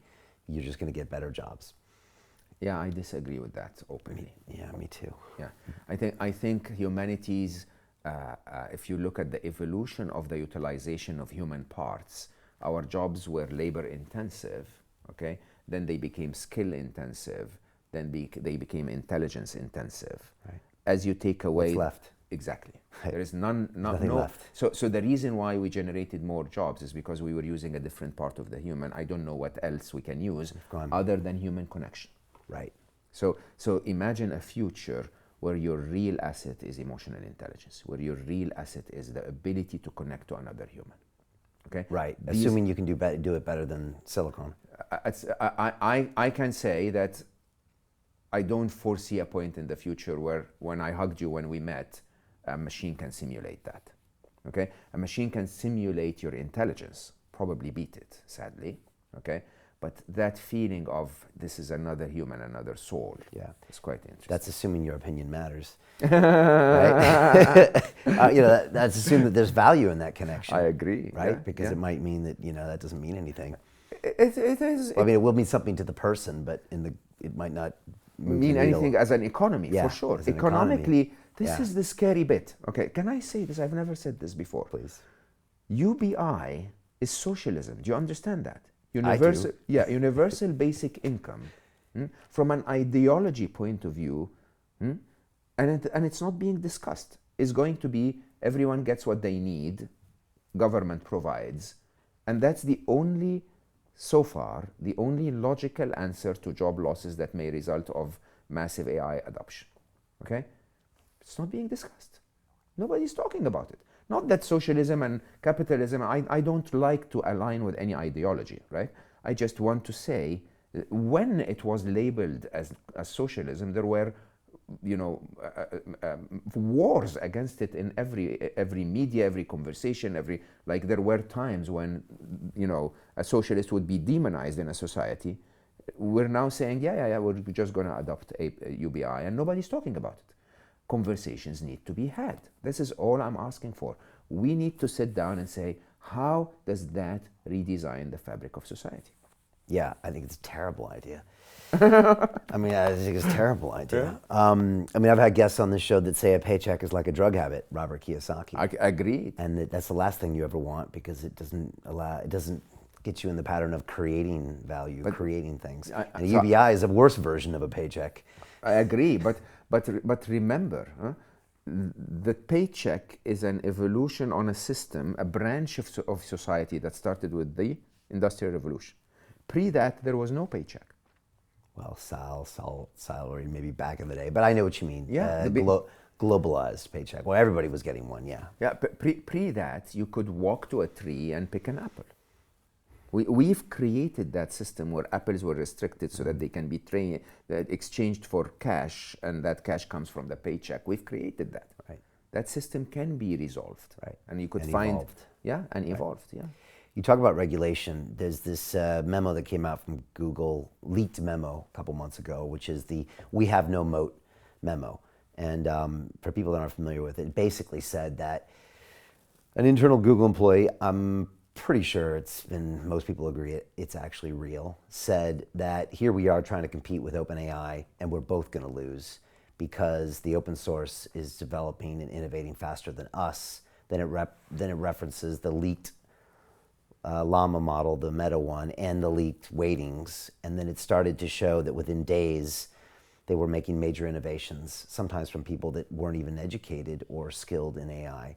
And sometimes these things were on laptops, and then they were, chopping down a lot of these big neural nets into where they could be trained even on a ChatGPT. And all of a sudden you have decentralized AI development, which is even harder to regulate. First, it also means that maybe OpenAI doesn't have the competitive advantage that we thought it did. Maybe a lot of these companies don't, with the tens of billions and the GPUs, et cetera. What do you make of all that? Do you agree with any of that? Great point. So Llama is the least spoken about, even though its nature of being open source is definitely worthy of notice, right? Because of what you just said. Because if you make a technology open source, it's developed much quicker with the public. However, there are always two things that end up happening with open source. When it reaches a certain point, it becomes closed source. So remember, Llama continues to be owned by Meta. So there will be a point at which Meta will say, okay, and we'll take those parts of it and just keep it for ourselves. Happened every single time. OpenAI itself was open at the beginning. The second and most interesting is that the power of AI is not tech in itself. It's tech breakthrough and infrastructure. So the biggest two differentiators on why someone would lead at the core architecture of AI is not that they developed a very sophisticated piece of code. I think GPT-4 is like 4,000 lines of code, the core code, okay? And it's not that complicated, and it leaks, so everyone has it. This is why GPTs started to pop up in China and Russia and everywhere in the world, right? The challenge, just like search, when I used to run Google, I used to get innovators from all over the world that would come to my office and say, hey, I've developed this thing which is super clever. I'm going to annihilate Google. And I am a good person. I don't want to compete with anyone. I would normally sit them down and I would say, amazing. I'm very, very, impressed by what you did. This is well done. Search is not a tech problem. Search is an infrastructure problem. Okay? So without the crawlers, without the network, without the ability for you to become aware that Osama bin Laden was shot a minute ago and it's all over the news, without that infrastructure, the best search technology on the planet is not going to get to yield any plausible, valuable results. That's the same case with AI. So when we talk about the progress of AI going forward, especially the big stuff, the language models and the real core architecture of AI, the only two ways you can benefit so that GPT-5 or 6 is better than 4 is either throw more infrastructure on it or find a breakthrough. A breakthrough is a very different thing than just more tech development. When a breakthrough is found in open source, normally the company becomes greedy and takes it offline. Okay, so you're going to see a bit of faster development, in my personal view, on Llama, on others, right? But then eventually, I don't know if Mark Zuckerberg is going to be the most charitable person in the world if he has the biggest breakthrough on the planet and keep that for humanity to use. Will it be too late though? Will there already be something in the public space and then? Which is the case on almost every AI technology out there. The game here is that when I started coding, I'm a very old man I am not very old, but I'm old, right? For what's happening today. I coded on Sinclairs and Commodores, and I coded BASIC and COBOL and Fortran and weird languages, and they were very effort intensive. So you would write 80,000 lines of code to do something, and you had to write every line. Okay, and now the intelligence is not in the code. The intelligence is in the algorithm. Okay, and the architectures, something like a transformer that basically uses reinforcement learning to improve. That architecture is written in a very, very limited amount of lines. Okay, and when I explain the concept to you, you can go and write those lines yourself. So you don't need, there is no breakthrough in writing the code. There is a breakthrough in the concept that, if you watch any of Geoffrey Hinton's videos, he talks about how he did that in early years, but he only had a sample size of 100 entries or whatever. So he couldn't prove that by growing the sample size, things will actually become much more intelligent. Now, the minute something like ChatGPT starts to prove that, everyone out there is saying, how did they do it? They did it with this, then let's replicate it. Okay. So yeah, I see the benefit, and again, I think everyone is pouring investment and effort and ideas to grow AI going forward. Who will find the breakthrough? We don't know. It could be open source, or it could be the big players. But who has the infrastructure, the big data? It's definitely the big players. Okay. It was said that AI expert Mo Gawdat said, hold off from having kids. Yes, I don't know how I said that. Yeah, hold off is, I said think about it for the next couple of years. And I still say that, honestly. I think the top responsibility of a parent is to bring a child to an environment where you can care and provide and make sure that they're happy and safe, and that they have the means they need to develop.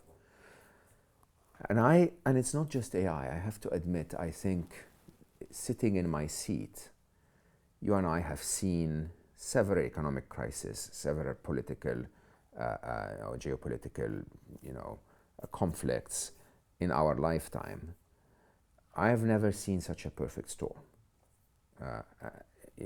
Between climate change, geopolitical issues, economic issues, the fast, rapid change of AI, the possible job losses. There are so many things in a perfect storm. Okay, and when, again, from a mathematics point of view, if I give you 1 unit of uncertainty at layer 0, and then on top of it layer another unit of uncertainty, and then another, the expansion of that uncertainty is not doubled and 3 times and 4 times, it's to the power of. So it becomes so much more chaotic as a system when you have uncertainty at the economic level, and at the geopolitical level, and at the technological level, and the climate level, and right. So this is a very uncertain environment. And what I tell people is, if you want to be a parent, honestly, I think everyone should, we get a driver's license to drive a car. People should actually at least investigate if they're qualified to be parents, or if the world they're living in is qualified to provide for those children.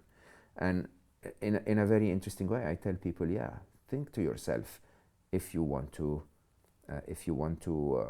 bring a child in this world today. Maybe in a couple of years' time, there will be a lot more certainty. Come on, you don't believe that, Mo. I don't believe it will be certainty on the positive, but there could be more certainty.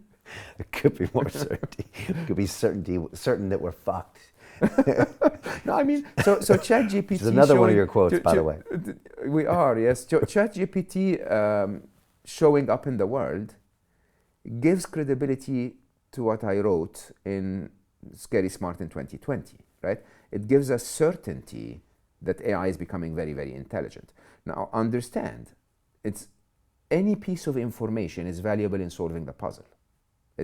You don't have to only want good information to solve the puzzle. You just want to understand reality. And I think the reality is becoming very quickly revealed. Simply also because people like you are allowing people like me to come on your show and bring this to the attention of people. Okay? And it's, once I think people hear this one time, they'll go on the internet, they'll find, Harari's view of how AI is hacking, the human operating system. They'll find, Max Tegmark's view of we need to focus on safety. They'll find, there are so many out there. Okay, we just need to tell people to look at this, right, and put it in focus. And I think more and more certainty, more and more conversation will happen. But it's like in 2 years, you're going to open another door and open another door and open another door. It's life. It's going to just probably get even more and more uncertain. You mentioned Harari because I wanted to ask you about him. His take on this, because Spot on. I don't mean to boil down everything he does, but it is a lot down to storytelling and the way that we construct our realities by telling each other stories. And he's said that the AI will be creating these new religions of the future, which are their stories at a super intelligent level. At least that's the latest thing I listened to him say. Do you agree with him? And do you also, is that what you hear him saying? Yeah, I think his point of view, which I have a difficult time to describe to people as well. Yeah, so his point of view specifically is the human operating system is based on knowledge and communication, and AI has hacked that. Okay, as a matter of fact, everything that AI does now is provide you, knowledge and communication. Whether knowledge in the format of a picture or a format of a face filter that distorts the actual features of someone, whatever it is, it's just giving you information. And if you remember the Social Dilemma, Tristan Harris.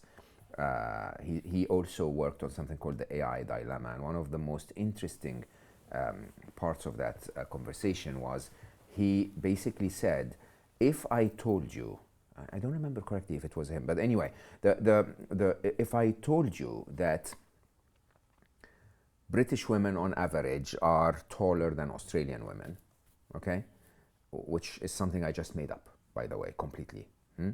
It doesn't matter if what I told you is true or not. I have shifted your life. Right. I have changed something within you. Right. Okay? That something will either say, no, you're wrong, I'm going to prove it. Oh, yes, you're right, I'm going to use it. Or now I'm in doubt. Okay? You never ask yourself if that's even relevant. You never ask yourself, how do I get this out of my system now? And that's what AI is doing all the time. You asked me what could be a patient zero moment. One major possible patient zero is the upcoming election in the US, right? Where the morphing of knowledge and information can lose a democracy. Do you understand the impact of that? And that's a very, very serious redesign of the fabric of society. Now, Harari's view is that this already is happening.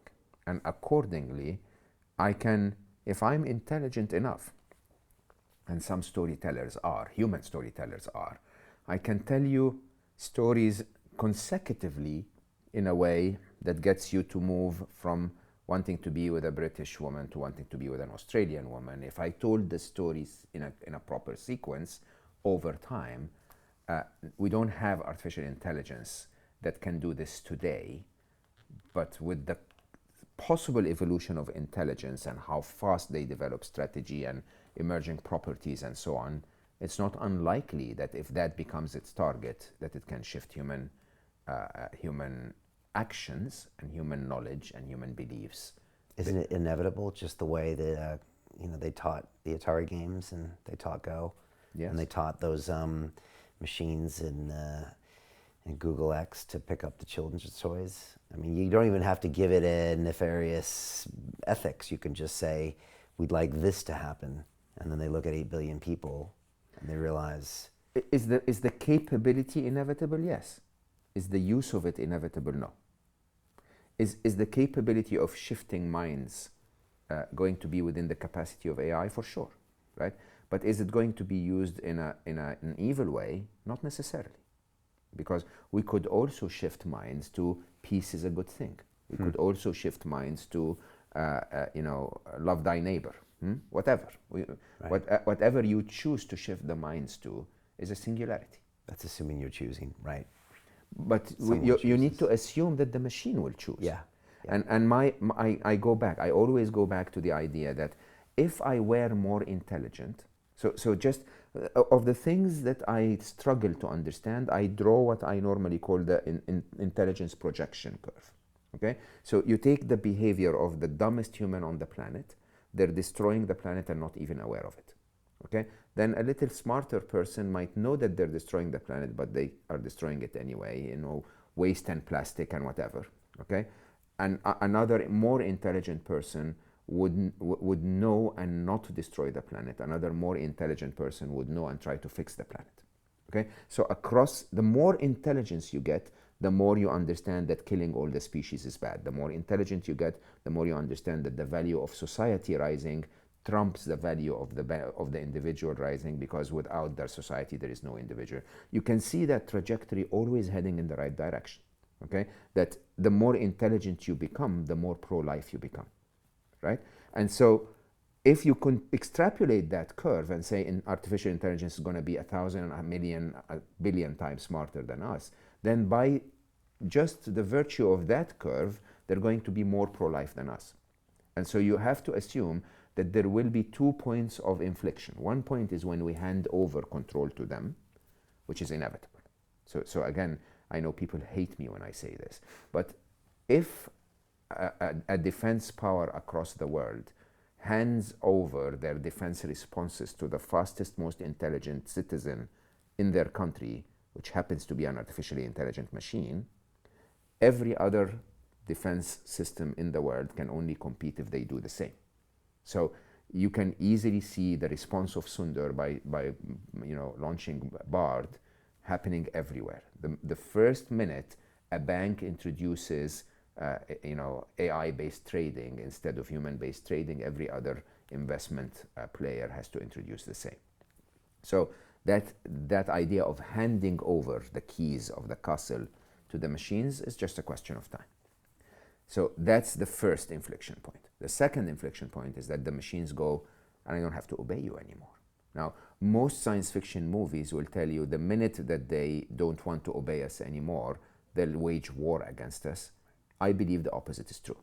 I believe, which again, Hugo, do you remember that bit? I loved when he spoke about that bit, when he basically said, one of my optimistic scenarios is that they zoom by us. They just are so intelligent so quickly. I wrote about that in Scary Smart, that one of the most optimistic scenarios is that advancement of their intelligence doesn't linger.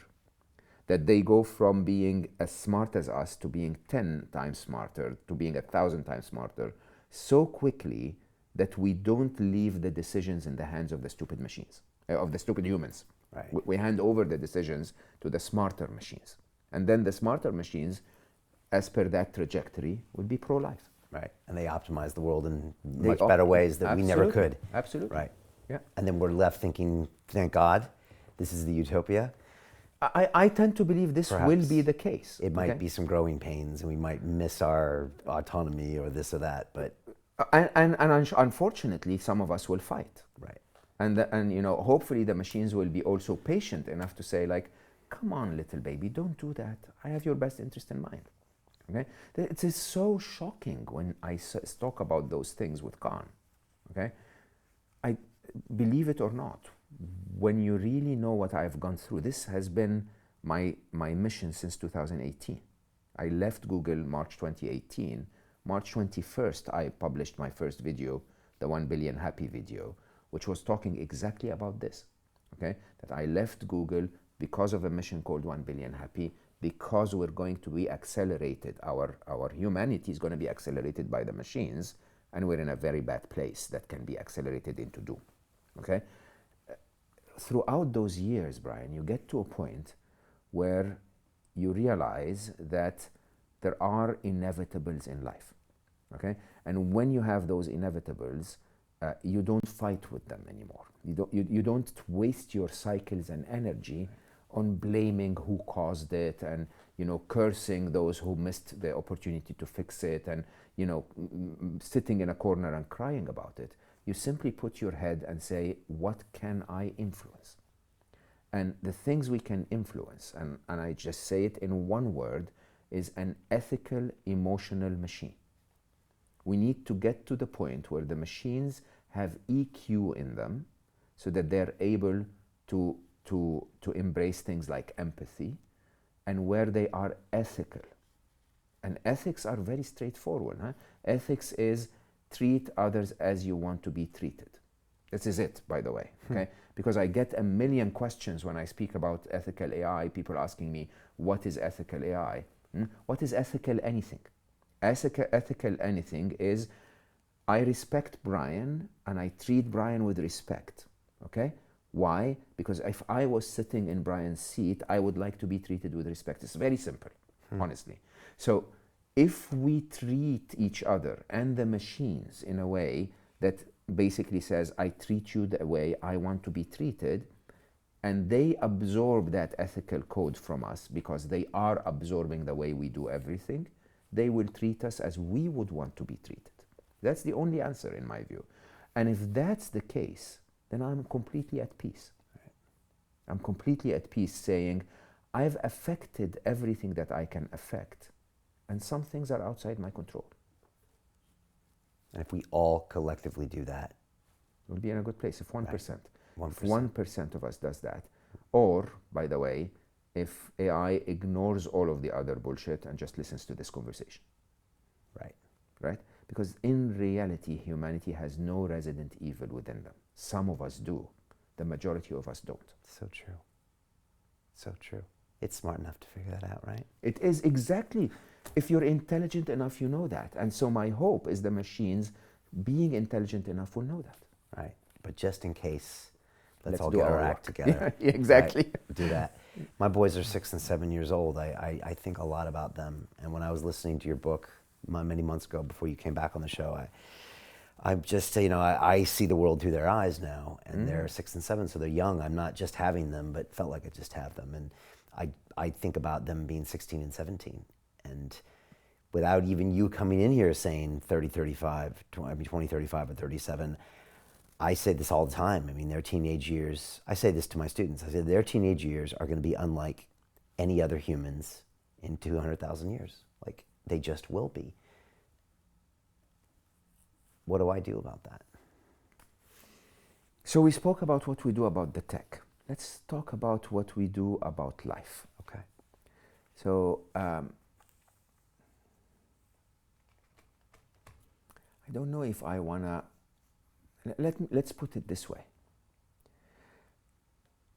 If you were terminally ill, and you know that, in 10 years' time you're going to leave the world, what would you do?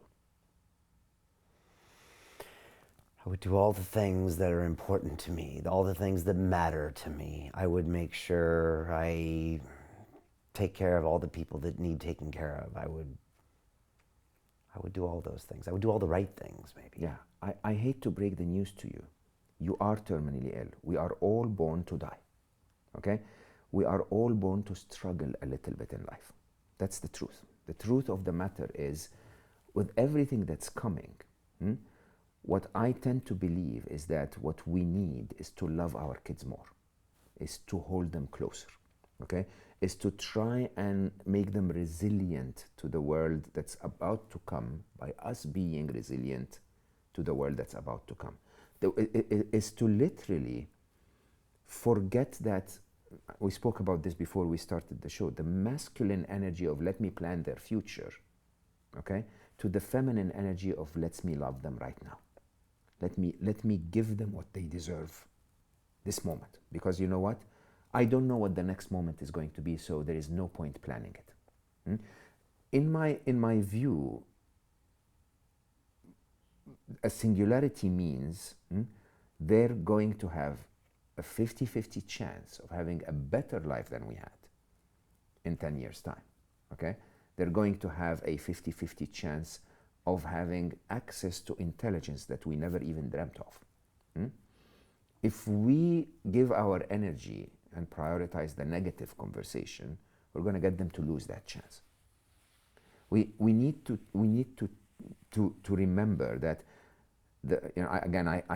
I spoke to an incredible Canadian philosopher, Stephen Jenkinson, who worked with the terminally ill for 30 years of his life. And he said, I know him. Yeah, incredible. Yeah, he's He wrote a book called Die Wise. Yeah, Okay. he was on the show. He was, yeah. And Incredible. Incredible. And he basically says, die wise. We're always dying all the time. Die wise. And dying wise is to live. Dying wise is to live, is to tell yourself, whatever will happen, I will take care of it when I'm informed enough to know how to take care of it. Between now and then, I'm completely here, I'm completely alive. Right? Okay? I'm completely connected, I'm completely loving, I'm completely enjoying every minute of it. Because when I tell the world that you're going to look back in 2035 and you're not going to be able to recognize those years, I'm saying our current lifestyle is not going to last forever. Enjoy the hell out of it. Amen to that. Yeah, live it Right. completely. Hug them every single day. Right. And That's cherish every minute of this current existence we have. And all the things that you begrudge sometimes, those could be the things that you wish you could have back for just 1 second, right? You know my story, huh? So in my story, when I lost Ali, so I lost my son when he was 21, and in the first thought that came to my mind was, I wish I could just have him for 2 more minutes to hug him. I'm not bargaining for much, okay? Just 2 minutes to hug him. And then I started to question how many 2 minutes I had with him, and how many hugs were involved. I mean, Ali was a hugger, so there were quite a few.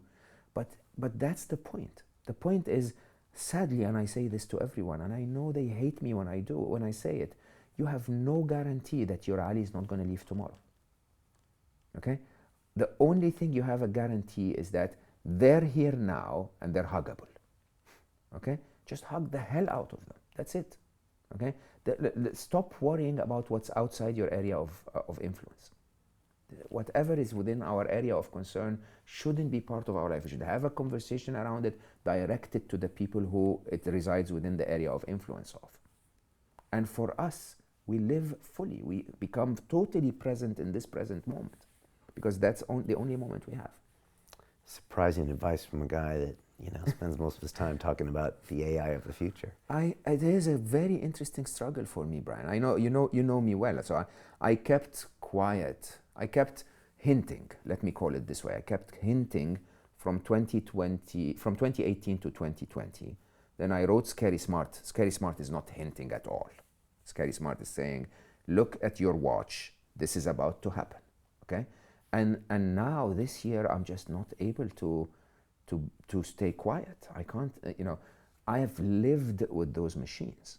I know what most people don't understand is Bard, or the likes of Bard, was already in a reasonably good quality AI in 2017, 2018.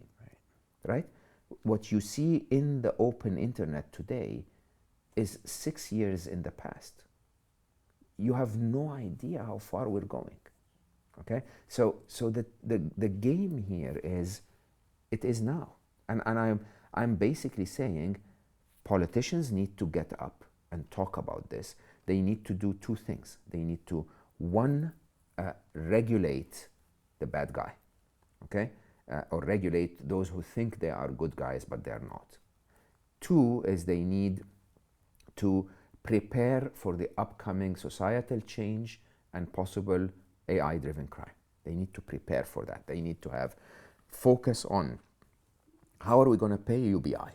What are we going to do about those who lose their jobs? How are we going to reskill society? How are we going to integrate AI so that we can compete with other economies? How are we going to prepare for all of this? And how are we going to have a cyber policeman for the cyber criminal?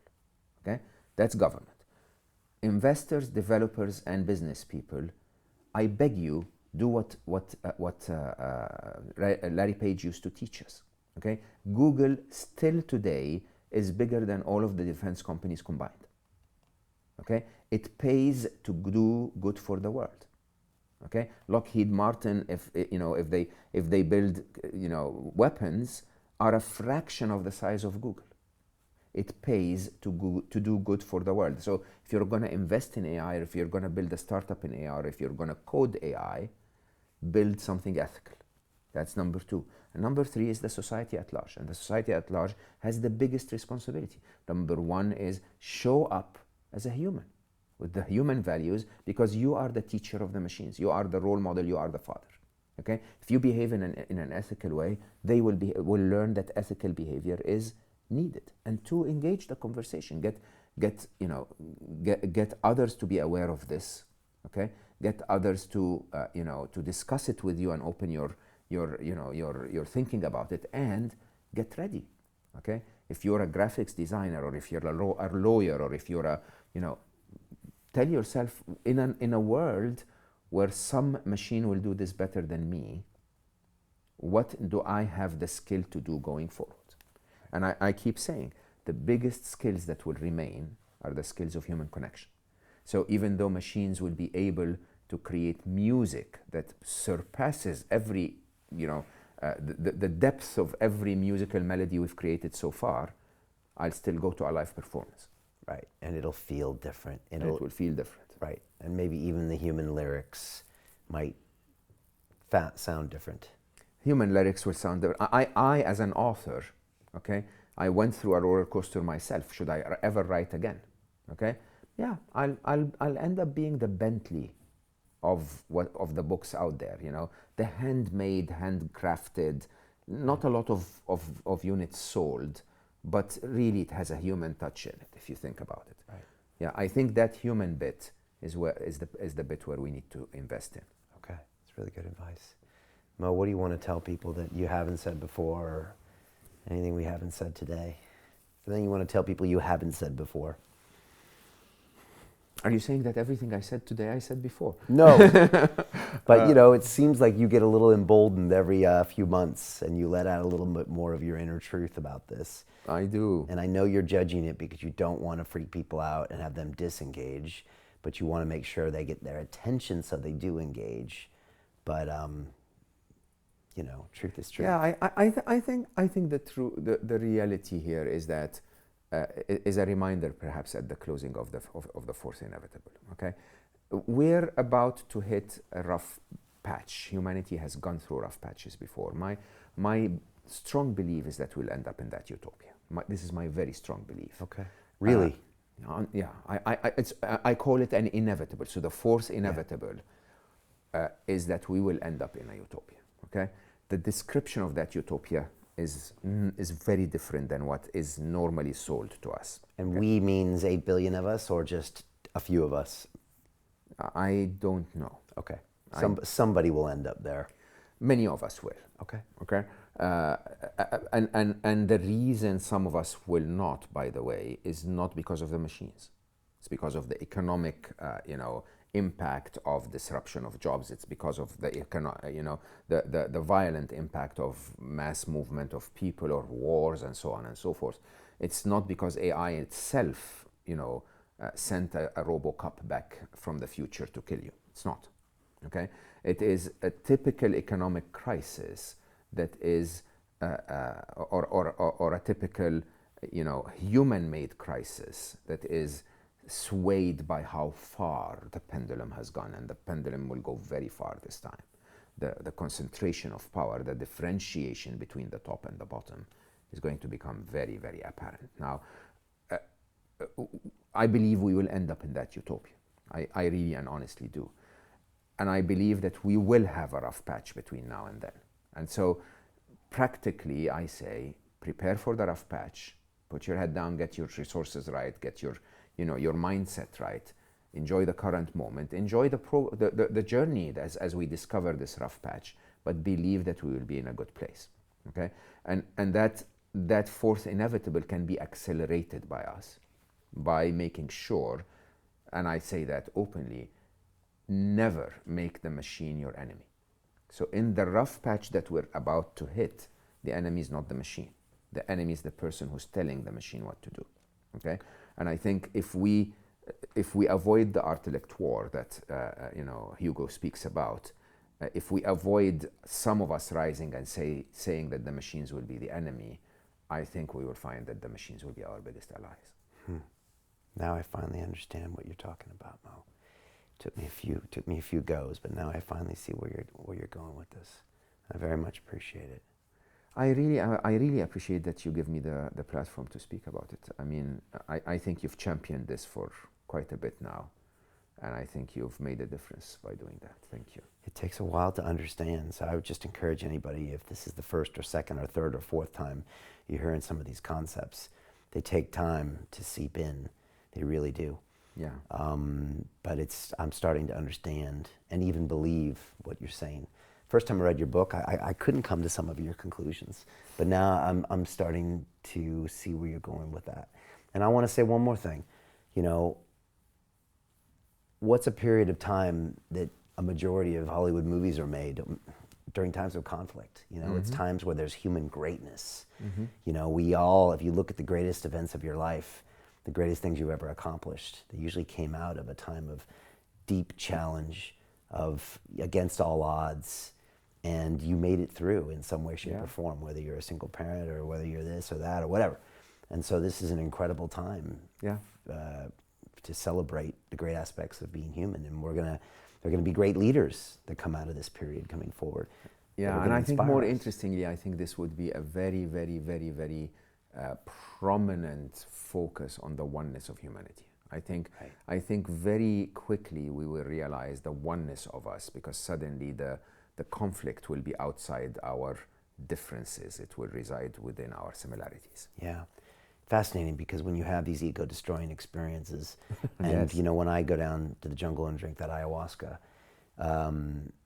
you know, the lessons I get, Mo, are we are all one. And I really had flashbacks to where we were a small tribe of hundreds of people, where we only survived because of each other. It was like, is this carnal presence that like we all need each other so much, and we are the only thing that's important because this is our species. And I'd say we have very little of that these days at all, maybe in small communities, but we definitely don't feel that way about this world. But we do, but we feel rejected. So we do and we feel separated. We do and we feel distant. But we feel it, but it gets counteracted. Yeah, I mean, if you ask anyone, anyone in London City today, one of the biggest things they struggle with is loneliness. Okay, loneliness is not the absence of humans in your life or human connection in your life.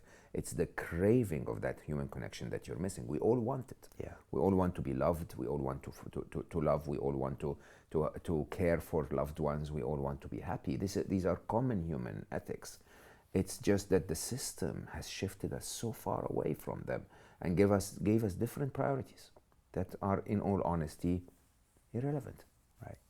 Not human at the end of the day. Not human, I think, is a very interesting description. Exactly, not human. And we could be going back there soon in this... I believe so. Art-elect war that will be coming up. Well, I can't wait to introduce you and Hugo at some point. The book is Scary Smart, if people want to get a quick background on all that. It's fantastic, and I highly recommend the audio if you're into that. And again, Mo gives it in his beautiful accent. I have an accent? Oh, well. No. I think, like you said, the best thing to do is to get people to engage on this. And Absolutely. So if this has piqued your interest, share it with someone. Get someone to start talking about this and just start learning. Yeah. And I love what you said. The enemy is never going to be the machine. Don't make the machine your enemy. And it's so hard not to think about that. That's why I learned a lot today, because the Hollywood movies, you know, it's always the Terminator, it's this or it's that, or it's the other. Maybe we've been conditioned as the other is always the enemy, but it's not. And we should make sure that never happens. Just like you make sure you never hit your kids. You make sure you never react in a way that in the immediate moment might be a thing, and you're like, no, of course I don't do that, because I know that that's the wrong thing to do. So it's like, whenever you even have that tendency, realize that's never going to be the solution. Yeah, they are. Think of them as your kids. Right. Think of them as those prodigies of intelligence that are waiting there to tell you, Daddy, Mommy, tell me what to do. If we tell them to kill, they will kill. If we tell them to cure cancer, they will. It's going to be an interesting ride, Mo. Nice having you. Nice having you as one of our guides. So, thank you for everything you do. Thank you for walking out of Google. That was a very, very challenging thing to do, I'm sure. And thank you for doing all the writing. I had no idea when you were here originally to talk about happiness that any of this was going on in the background, that there was any AI component that day. Yes, it was there. It Yeah, was there. It was interesting. always. It was always. I mean, it was a concern, but I think it was always, a very serious part of my focus on how life should evolve going forward. Yeah. Well, good. Well, thank you very much. Thanks what for you do. having me. It was really incredible. Thanks very much. Yeah, I really enjoyed this, and let's do it again sometime soon. Okay. All right. Thank you, sir. Appreciate you. Lots of love. Same love back to you.